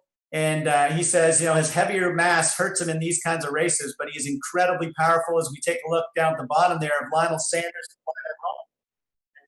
Daniels, that guy as well, a tremendous cyclist as part of the Toronto Hustle. There's Lionel Sanders giving a bit of a wave. He's now 27K in. And ladies and gentlemen, the understanding that we've got is that Paulina Allen and one other athlete actually broke away when the men came through. So in fact, it is not that group of women that are leading. It is Paulina Allen and one other. We'll try to get you the update of who in fact it is. The peace sign for Mr. Sanders. What a great guy. He has given back to the sport in many, many ways over the last couple of years. As we take a look here. Back now to the pro women's category. Stefan Daniels right now starting to ride through. So Stefan Daniels doing a great job. That's our Paralympic athlete, making a fantastic job. Emily Kretz. So this group right now, Paula Finley, they are actually down to 2 other women that are up ahead, caught in the middle of the men's pack. So the benefit of this chase, if you can catch the men's wheel when they go by, you're able to do that. And Steve Fleck, who's paying very close attention because it's his wife, Paulina Allen, said that she broke away. And there's Lionel Sanders now, putting the hammer down, starting to ride through amateurs. So again, those are amateurs that he's going through that left 13 minutes ahead of him.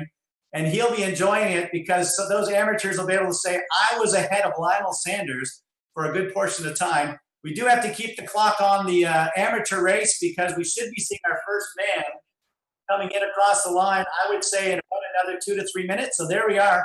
The Everyman Jack team, Grodzki for the United States, right there at 37 kilometers. You can see in the bottom of the screen, that's Lionel Sanders, who is really putting some big watts up there. He's trying to get rid of Jackson Landry, trying to get away from Sean Bechtel. Sean Bechtel and Lionel Sanders were many-year teammates. They lived in Caledon together. They lived in Arizona together. So there's a massive respect for each other. Sean Bechtel, much, much sooner into the sport than Lionel. And so there was a sharing back and forth of those guys. We're taking a look right now. Let's see if we can turn on. Is it possible to turn on Lionel Sanders' audio screen in a few seconds if we can? There we are, back up into our pro men. Let's see if we can get Lionel Sanders onto the audio here. Lionel, can you hear us? We got to unmute him if we can in the office. Can we maybe unmute Lionel? Maybe it's his end, I'm not sure, but if we can do it on our side. There he goes. Lionel Sanders is in the office. He's an Austin, Texas. How you doing, buddy? There he goes. Lionel Sanders is in the office. Don't be paying attention to the YouTube. Just go back and forth to your Zoom camera. So the technology, he's right now about 9 or 10 seconds behind us. That's why it's acting a bit crazy, but we'll give you an update. There's Eddie Veal from the Hamilton United team. He and Sean Bechtel, they're moving quickly here. We'll try to update you. We are now almost 30 kilometers into our elite men. They have passed the women, so it's pretty clear now that it'll be a 1, 2, 3 on the men's side, unless Paulina Allen's able to pull up here and through. And our amateur now at 38.4 kilometers in. So we are going to see our first winner of the day and some of that beautiful coffee coming from Alex Reno in Montreal. Going to be sending off a couple of pounds to our overall male and female in the amateur, and the pro women and the pro men at the end of the day. The Everyman Jack team are these guys who work big hours on a regular basis and still go out and put some of the best times in. Look, 390 watts, 91, 92. If you're taking a look around. So that is world-class numbers that are happening out right there. That man would have the ability right now, in my mind, to be able to be in most of those pro waves. That's how good he is. We're at 39 kilometers on the clock right there. It'll be an amateur first across the line, but we do anticipate that'll likely be one of the pro men with the fastest time of the day. So watch the clock as he crosses right now. 39 point plus change coming through. And you've got to be amazed at this technology. Athletes in Australia, New Zealand, in Europe. Brooke Brown and her husband are over in Europe. We've got athletes, the ASU team in Phoenix and all the way around, working incredibly hard. And we're now 700 meters away. The first amateur of the day, who left just over 53 minutes ago, is going to be working their way in across the finishing line. It will be an Everyman Jack team member coming in. Brodsky, having a phenomenal ride out there. He got away at about the 31-kilometer mark, and the first amateur of the day is going to hold on, in my mind, for one of the fastest times of the day. Some of the pro men will actually probably have a slower time right there as we come through. 300 meters to go. We'll get a finishing time here at just about 54 minutes, and then we'll put that clock on Lionel Sanders to the end of the day and see exactly where Lionel can go, because he left 13 minutes after, as our winner will be coming in right now. Brodsky from the United States, coming in across the finish line here of our amateur race. What a spectacular time right there, just over the 54-minute mark. So that is an incredible ride as we now work our way through. You can see the athletes, a big gap between first, second, and third, as a spectacularly strong ride out there onto that course. 42 kilometers. So we're understanding right now that it might be 42, so my mistake, but you can kind of see what's going on right there. And we're going to try to go back and just see the elite men if we can, and we'll sneak back to our amateurs in just a second. That is Jackson Landry we're watching right there. 370 watts right now plus for Jackson Landry as he continues to be a big part of that day out there. He and Lionel Sanders, Sean Bechtel having a phenomenal ride, Eddie Veal, Travis Samuel, some of the boys laying down some big watts. 349, 350 watts right now. So we are doing our very best to try to update you. This technology is coming from around the world on many different computers. So if we do miss an athlete or two finishing across the line, we do apologize. Sean Bechtel, Jackson Landry, putting the big hammer on out right there. We'll try to do our best as we continue back and forth. That's Jackson Landry right there that you can see on the screen. And Eddie Veal right now at 32 kilometers, so they're not too far away from the end of this race. And I'm going to try to get a verification exactly what the end distance is for this race today, because I was understanding it was 40 kilometers. So we'll try to update you if we can, because obviously Grodsky now is 41 kilometers in. We understand that Lionel may have had a technical problem on his bike. I saw him giving a bit of a hand sign. He was already on the bike for well over an hour at high intensity before we even started. So he's in a bit of a hard training block. So 600 meters to go. We understand that it might be 42 kilometers total as we're watching right now. Our amateur race, we understand, is 42K for everyone. 42.5 total. So if you're looking down at your odometer, my mistake saying it was 40 kilometers, so my apologies, but it's 42.5. You get a little bit extra time on the course. We understand that Lionel may have had a technical problem with his unit, so if we don't see him out on the course right now, that's what it is. But this guy, he's going to put the workout in today, whether we're watching him or not. We're going to get him on the Zoom camera a little later on when we finish up. So we'll let him get his big watts in here as we watch. Grodzki from the United States, and then we'll go back to watch the women and men come towards the finish, is just now coming towards the finishing line here of the Lululemon. Phenomenal effort here for this athlete. C3 Lululemon 42-kilometer bike for future champions and frontline healthcare workers. We've raised some good coin today, and what a phenomenal job out there on the course. 42 plus kilometers onto the course right now. Paulina Allen, we understand, is back with the elite men. So she has snuck into that elite men's category and is getting a great draft. So it'll be very difficult to see the other women who are down somewhere in a minute plus below. That's Jackson Landry right there at the 40 plus kilometers. So if somebody in the head office can just let me know exactly, because I'm seeing 42 plus kilometers for Grodzki. So whether or not he's completely done or there's some technical issues on the bike course out there to actually physically stop it at the 40 plus kilometer mark. Again, this is my first time doing a commentary of one of these events. So many years of doing it live, out watching the athletes, so you miss it a bit being in your own basement, doing a bit of announcing, but it's incredible to have Zoom to see Lionel Sanders in Arizona. I know that apartment that he's in. So just finishing right there, we understand, right on about the 42.9 kilometers. So what a unbelievable job right there, as we'll watch a couple more of our athletes. Richard Patey with a spectacular race out there today. Richard Patey in the amateur category. He was on the national team for Canada way back in 1994, and some of his teammates, Paul White, Leith Drury, and others that are watching today around the country. Paul White, one of the most incredible bikers in his era. He, along with Andrew McMartin and Rob Campbell, some of the guys, Stephen Jenkins turning in as well. We're now watching the boys coming in, and is Robbie coming in from Everyman Jack one by one. They are coming in across the line. And the companion will be going up, but we're going to go back now and check in on our elite men and our elite women. So 34 kilometers, if it's about 42 plus, we're around 8 kilometers away now as Jackson Landry is on the middle of the screen, and that's the visual of Lionel Sanders down in the bottom. As we take a look right now, Jackson Landry, 500 watts he is putting out. That is absolutely incredible. Again, remember, there are amateurs out there that might be for another 15 or 20 minutes. Up in Caledon, all riding right now. Kim Nelson, Rick Arthur and the gang trying to get themselves to the finishing line. That's Alex Lambert right there from Elliott Lake, and his coach, Mike Sterling, is in the race today. So thank you to Dr. Sterling for being a part of this day.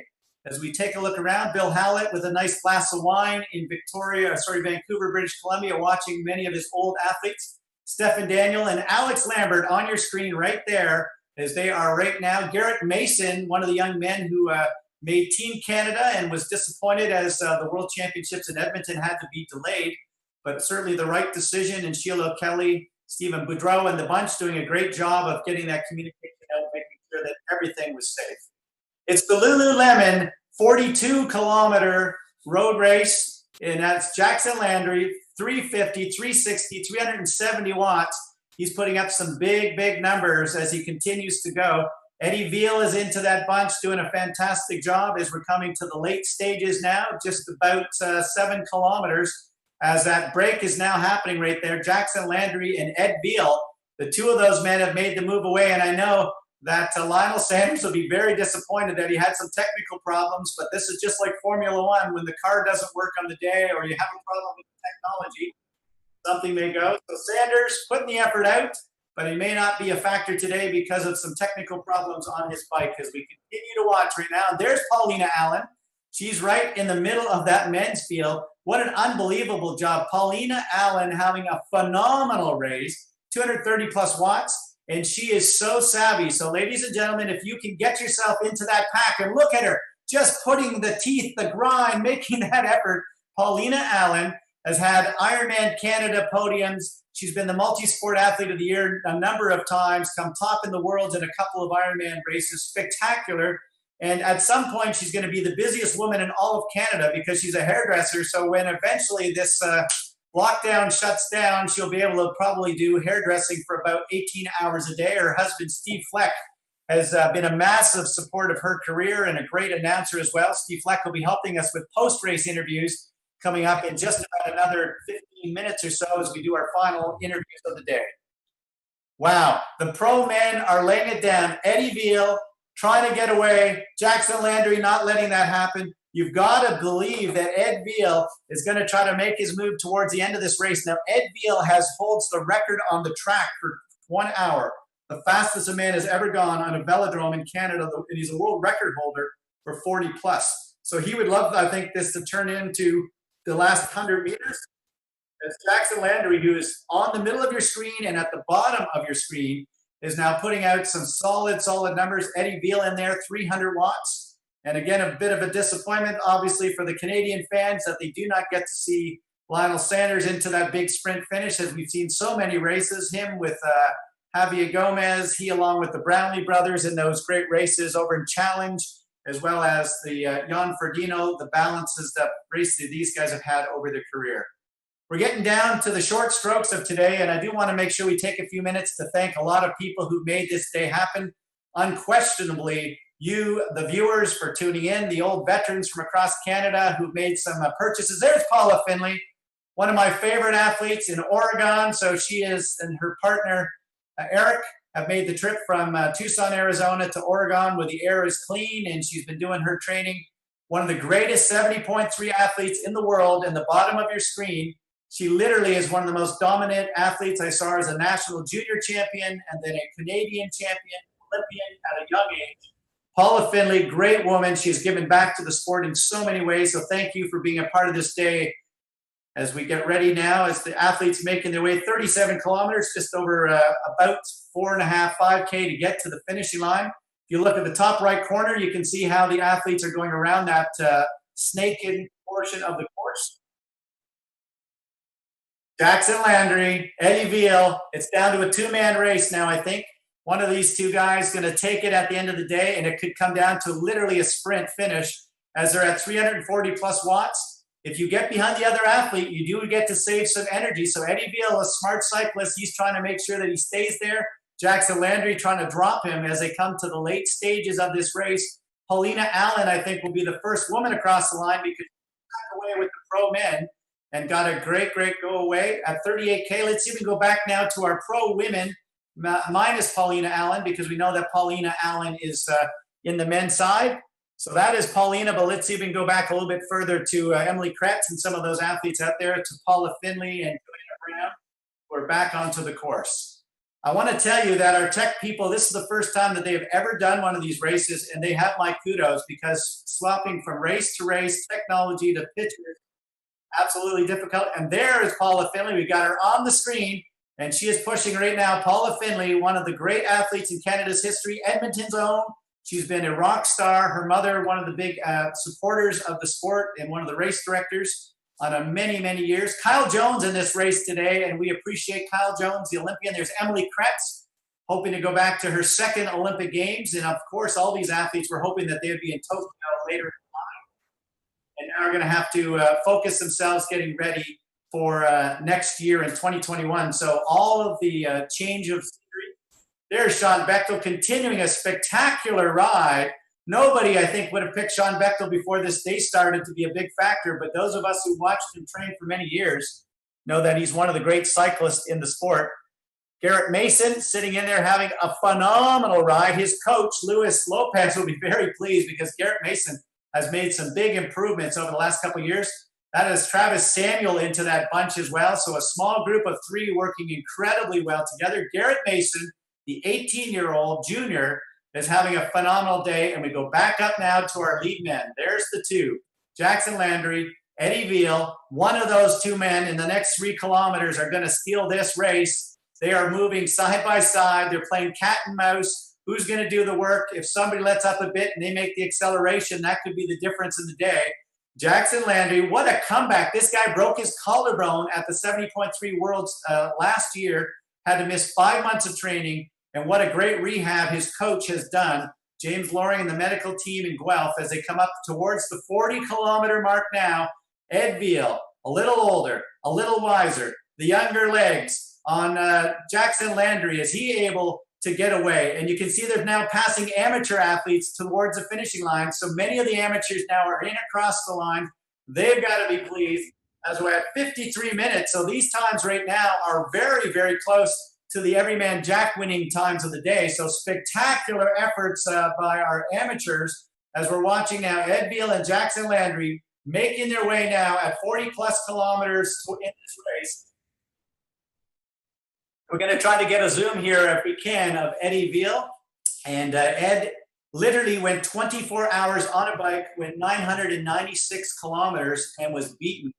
So that, I think, is one of our female competitors right there, doing a phenomenal job. We'll be speaking to them at the finishing line along with Steve Fleck, who'll be helping lead our interviews. But the pro men now, they're just past 40.5 kilometers, so they're now about a mile from the finishing line.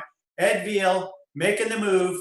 And again, these guys on their actual Zwift are about 9 seconds ahead of the TV show because of the lag delay. So they've got to be paying attention to their Zwift computers right now, not to the commentary, because by the time I say they've won the race, somebody already crossed the line in real life 6 or 7 seconds ago. So there is a bit of a gap that comes out of electricity into the electronics that work their way around the world.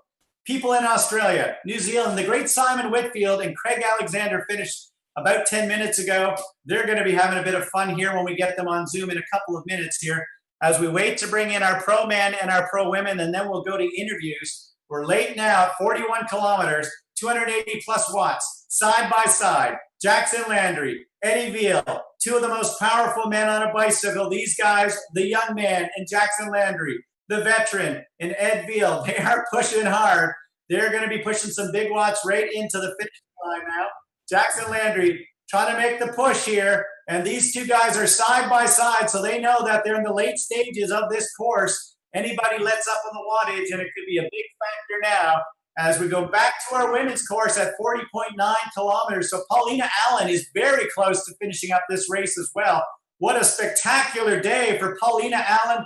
The veteran got away on the pro men's side as we're now less than a kilometer from the finishing line. Landry making the move, but Ed Veal will not let him get away. These two men have gapped everyone else. Obviously, disappointment that Lionel Sanders had some bike problems today, but that is part of sport. These two guys are making the move now. This is an amateur that they're passing. Imagine that, to say I got passed by Jackson Landry and Ed Veal at the Lululemon International Triathlon. Late stages now. Who is going to have that last sprint? And it likely is going to come down to the last 15 or 20 meters to the finishing line. They're both watching their computers, coming hard towards the finishing line. Veal on one side, Jackson Landry on the other side. Both of them going through. They are just into the last stages now of this race. One of these two men are going to claim gold. The other will be silver.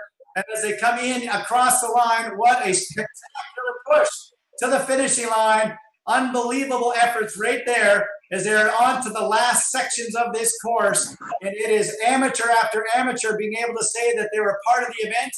To the finishing line they come. The real gut fight will be for third place back with Bechtel and the boys. But right now, as we take a look, it was a phenomenal effort out there in the amateur men's race. No question about it, as they have put out some big, big efforts on this day. And you have to appreciate these guys all over the world. Thank you, Jackson Landry, for your big effort. Thank you to Eddie Veal. And we're now watching. The arch is right up here, so it's just around the corner now as they're making the move towards the finishing line. Pushing hard. Here they come. Last sections onto this course right now. Out of the saddle, you can see Jackson Landry making the push. Who's going to have it? It's underneath the arch, coming towards the finishing line right now. Big efforts. Both of these guys pushing 700 watts. 750, and Jackson Landry at a last moment wins the race. Jackson Landry from Guelph, a member of James Loring's team, takes the victory. What a phenomenal job. That was right behind him. Travis Samuel into that bunch as well. Ladies and gentlemen, absolutely phenomenal push, and maybe if we could just make a big push back here to see where Paulina Allen is. Alex Lambert coming in towards the finish line. Stephen Daniels into this bunch. These guys going very well. 42 plus for Paulina Allen. So what a phenomenal day for this woman. She used all of her smarts on the day. She made sure that she got away with the elite men. And Paulina Allen will come in across the line and be able to enjoy that victory today. There she goes. Paulina Allen, our victor on the ladies' side. That is spectacular racing out there. as she made the smart move when she had to get away. We're going to see if we can go back to our chase group of women right now to get a little bit of a sense. Bechtel on the side of the road. He's had a big race out there. He's going to be pleased. So we'll see if we can get back to our chase women. There's Emily Kretz. As we're watching our ladies come to the last stages now, Paula Finley is into that bunch. On the bottom of the screen, there's Paula Finley. And she is now pushing 230, 240 plus watts. And they're into the late stages. So they're going to time that sprint now as they're making their way towards the finishing line. Paula Finley, Emily Kratz, all doing a spectacular job in here. And we do thank them for their involvement in the Lululemon men and women's 40-kilometer road race and raising funds for charity. 700 meters to go now. You'll start seeing some 300-plus watt surges as they come towards the late stages. There's Kratz on the right side of the screen. She and Paula Finley, teammates for many years on many different teams, so they know each other's incredible capacities. And we'll be doing interviews here shortly, so if you're able to stick around, please do. We're going to try to get to the names of as many of the athletes as we can here. Paula Finley making the push towards the finishing line, and it is a spectacular go. Right now, Al Jones making his way towards the finish line. Paula Finley now making it go, 318, 319, 320 watts. Emily Kratz sitting on her wheel as well. Paula Finley, Emily Kratz, Olympians into that bunch. Kyle Jones, the great Olympian, and better coach now than he even was as a great Olympian. Finley coming through. Watch, it's that arch. Paula Finley up and sprinting. She can see it coming through. Emily Kratz as well. Who's going to take it? It was no question Paulina Allen in the victor. She got away, but who will be? Look at the effort right there on the face of Emily Kratz as we are now going back to the main screen to see who just comes in across the line. Technology out of control as they're coming through. What a spectacular effort is Finley and Kratz, and the rest of the elite women have done just an amazing job. You can see Emily Kratz in the bottom of the screen. That was a big, big effort for those women. We're going to let them keep pedaling here for a couple more minutes. And then I think we can get people like Simon Whitfield.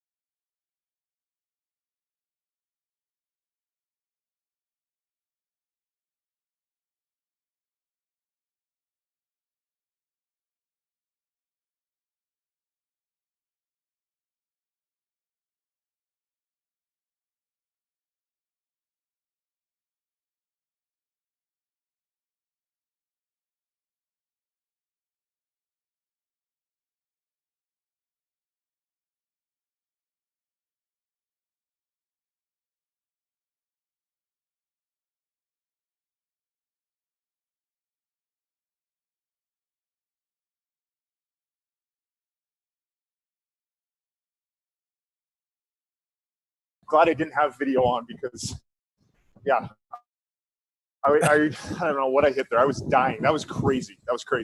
So when whatever happened to him happened, I looked up and thanked the universe. And then, I let Jackson. Jackson had an unbelievable day too, man. All he did was pull. I didn't see the front once, not even once. And he's probably frustrated.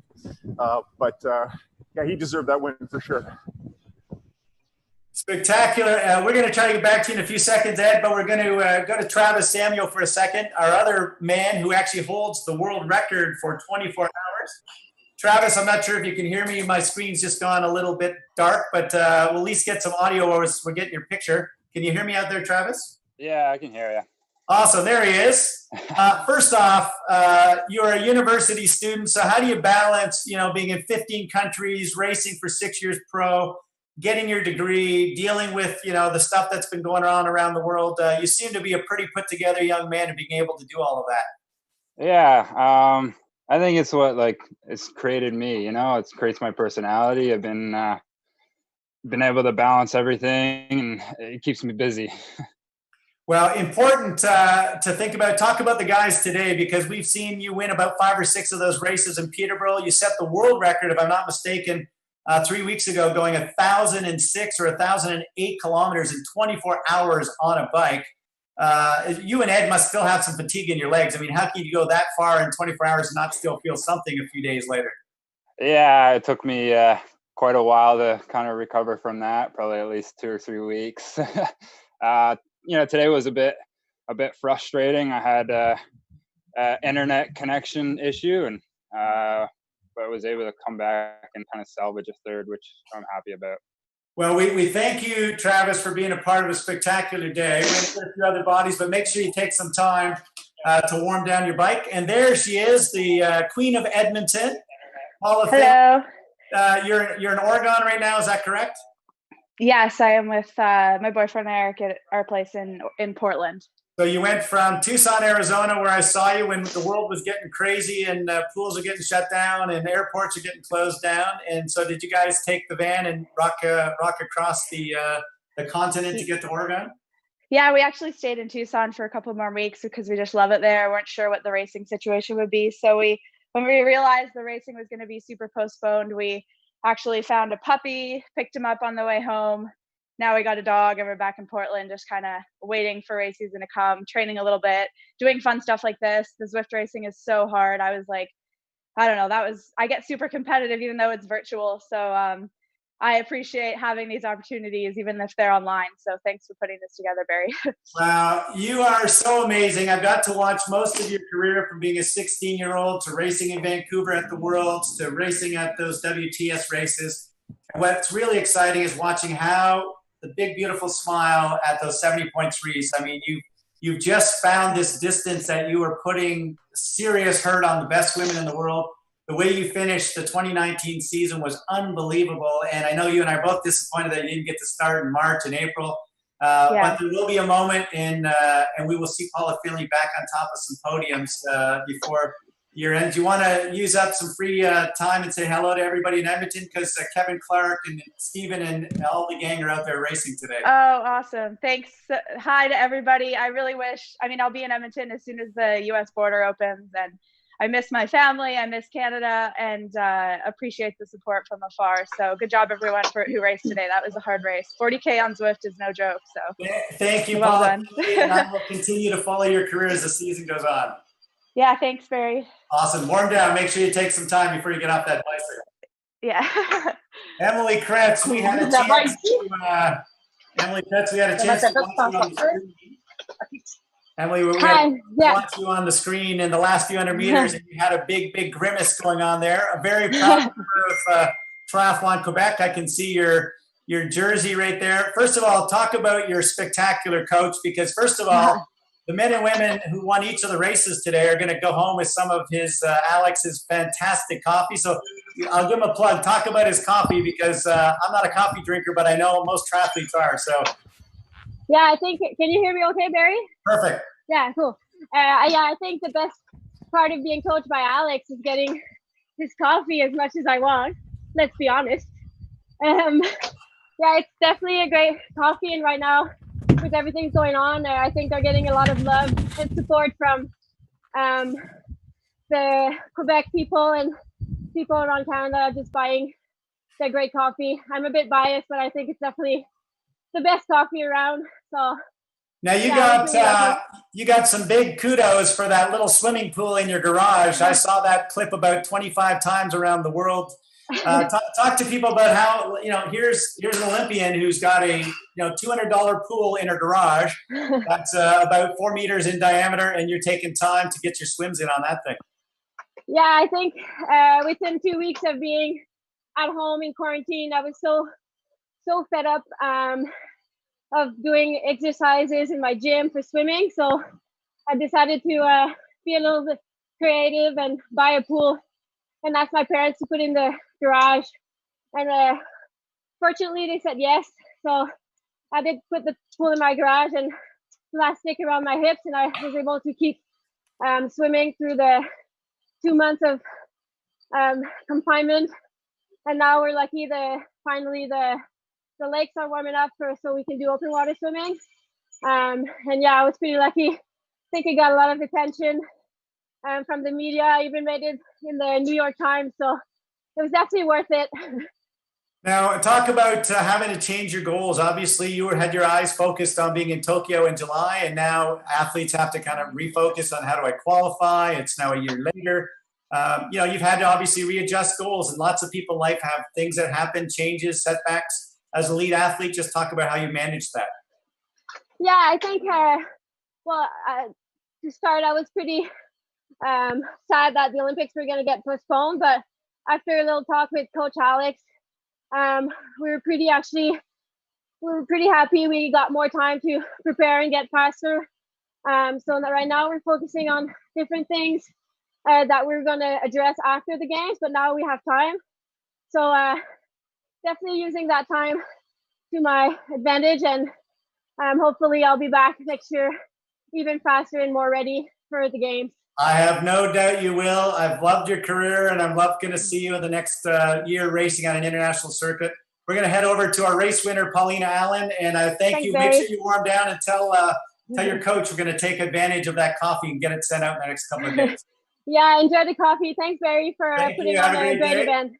We're going to try to catch Paulina Allen here, who was the lady who won the race, and she used some incredible technology of just hopping on the men's bikes when they went through. So I think we might try to go to her partner, Steve Fleck, who might have a camera on her. We'll do that as we speak, and we're going to try to get a couple of our last pros before they head out at the end of the day.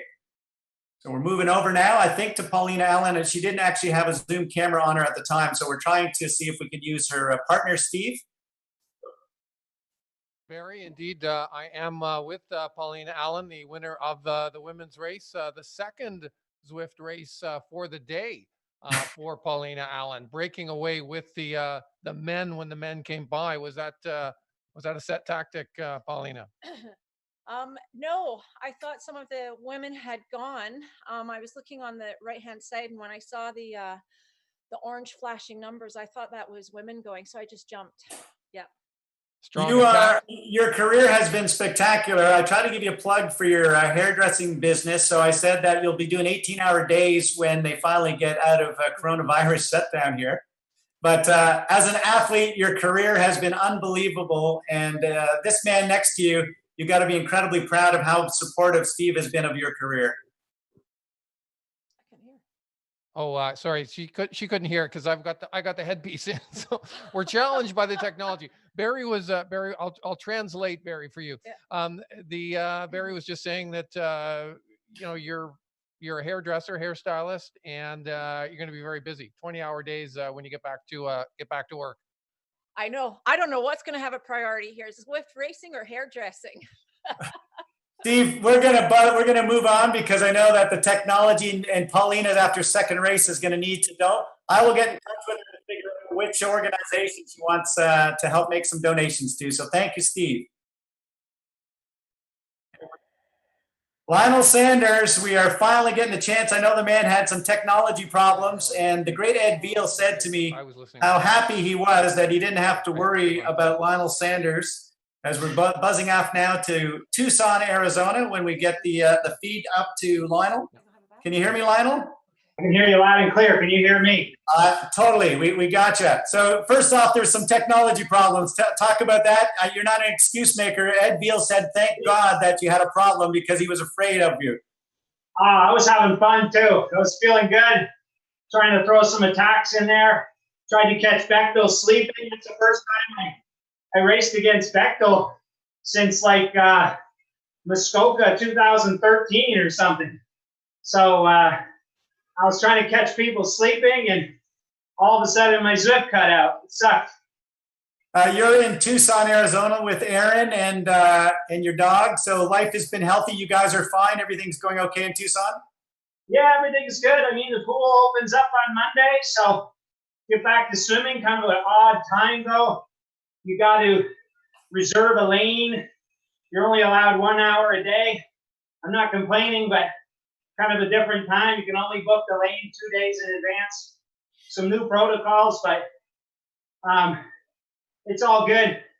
Excited to get back to doing all three sports. I spent a lot of time on the Bassett trainer, which was interesting. And then hopefully, I mean, they're talking about racing in Texas at the end of June. So hopefully we can get back to racing sometime this summer. Lionel, your fans are around the world, not just around Ontario. We've seen some great pictures of the Kids of Steel and all the support you've given that program. You are a tribute to Canadian racing and to elite racing. We wish you best of luck, and we will track you down in the next few days to just catch up and see how life is. But we thank you for being a part of what has been a unique day. New technology for me, my first ever Zwift race of announcing. So it was a little well done, Barry. I mean, the learning curve on this stuff's hardcore. I still don't understand it. So you've done a great job for a first go. Very impressive. We appreciate your kindness, but I know you're being overly generous. Safe training, my friend. Get back into the pool. That beautiful pool in Oro Valley is going to be beckoning you on Monday. And I was a little nasty a couple weeks ago. It was snowing here, and you sent me a note. It was 94 degrees on your run in Tucson, Arizona, so I felt jealous.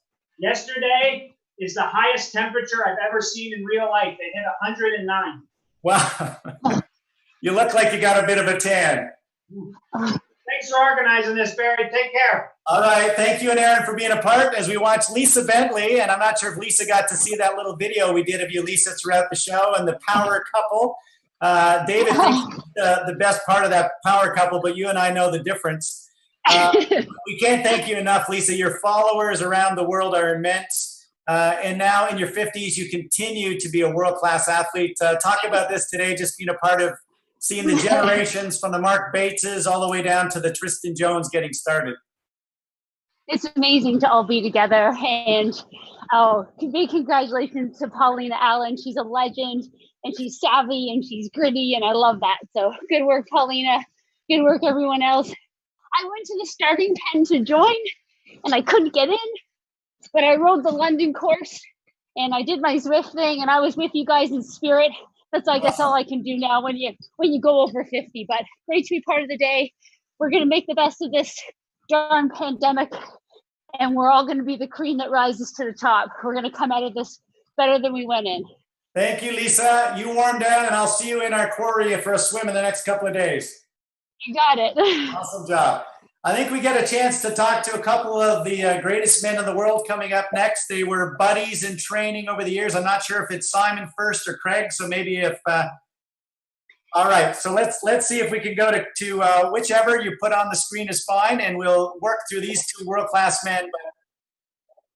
Let's see if we can talk to Craig Alexander, because he's the guy who had to get up the earliest. So plus he's the oldest, so he's got some seniority on the line. There, it's Mr. Whitfield. How you doing, Simon? I'm good, Barry. That was spectacular. Listen, you by Dano Wells in the pack I was in. Dano just kept going in front every time I was hurting, so it was great. And I learned something. You need a Quonset hut and a real beard. But that's what you need, Jackson. You're rocking it, dude. That's great. And then in the background here, Crowe and I've been catching up. So what a spectacular day. And I see Ed Beal's smiling face there, crushing it. And that was great. And Lisa and everybody, that was super fun, Barry. This is quintessential Barry.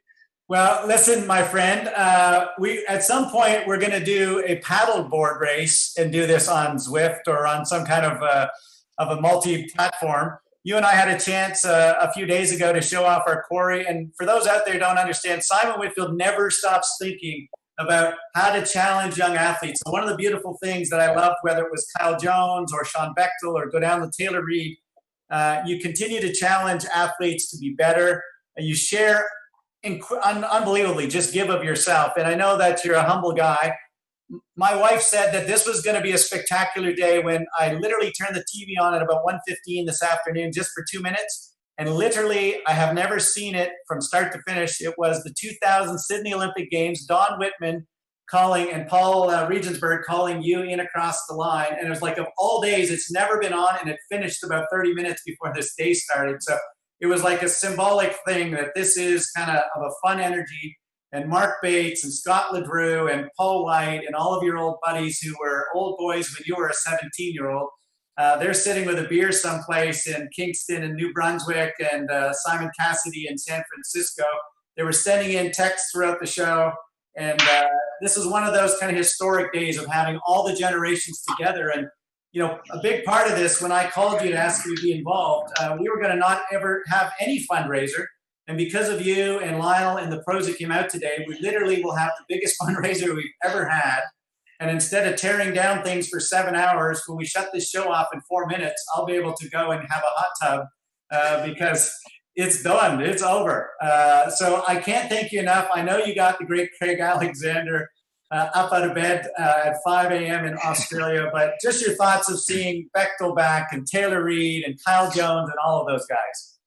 Yeah, I mean, what a reunion. It's the best of our, I don't mean the best of our sport as in just the athletes, just as people.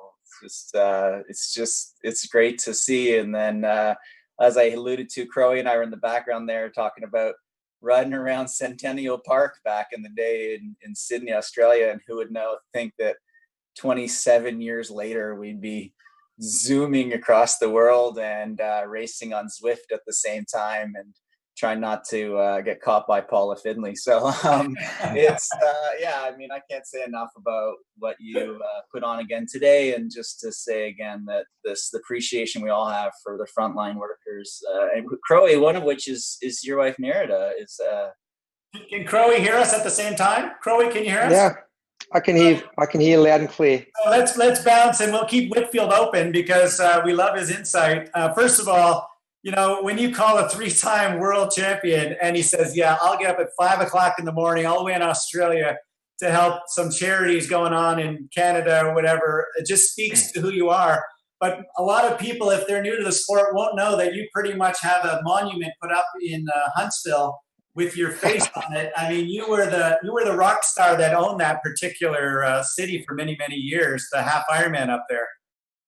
That was a fun race. I raced in Canada a lot. Obviously, I was based in Colorado, but I'd often get up and race in Muskoka or Corner Brook, Newfoundland, the 70.3 up there and the World Cup race. So a lot of fond memories racing in Canada, flying up, having Dave Cracknell meet me at the airport, staying with Dave and Lisa. And so a lot of great racing memories up there. And my wife's an emergency nurse. So when you messaged and said to get involved, it was a no-brainer for me. So yeah, we're all, I think, very appreciative of what the frontline workers have to deal with and what they go through. Hey, Dave, how are you? Good to see you there, mate.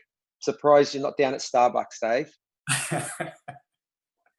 But so thank you, Barry, for putting this together, and thanks to everyone who took some time out to have a nice race day, nice little hit out on Zwift.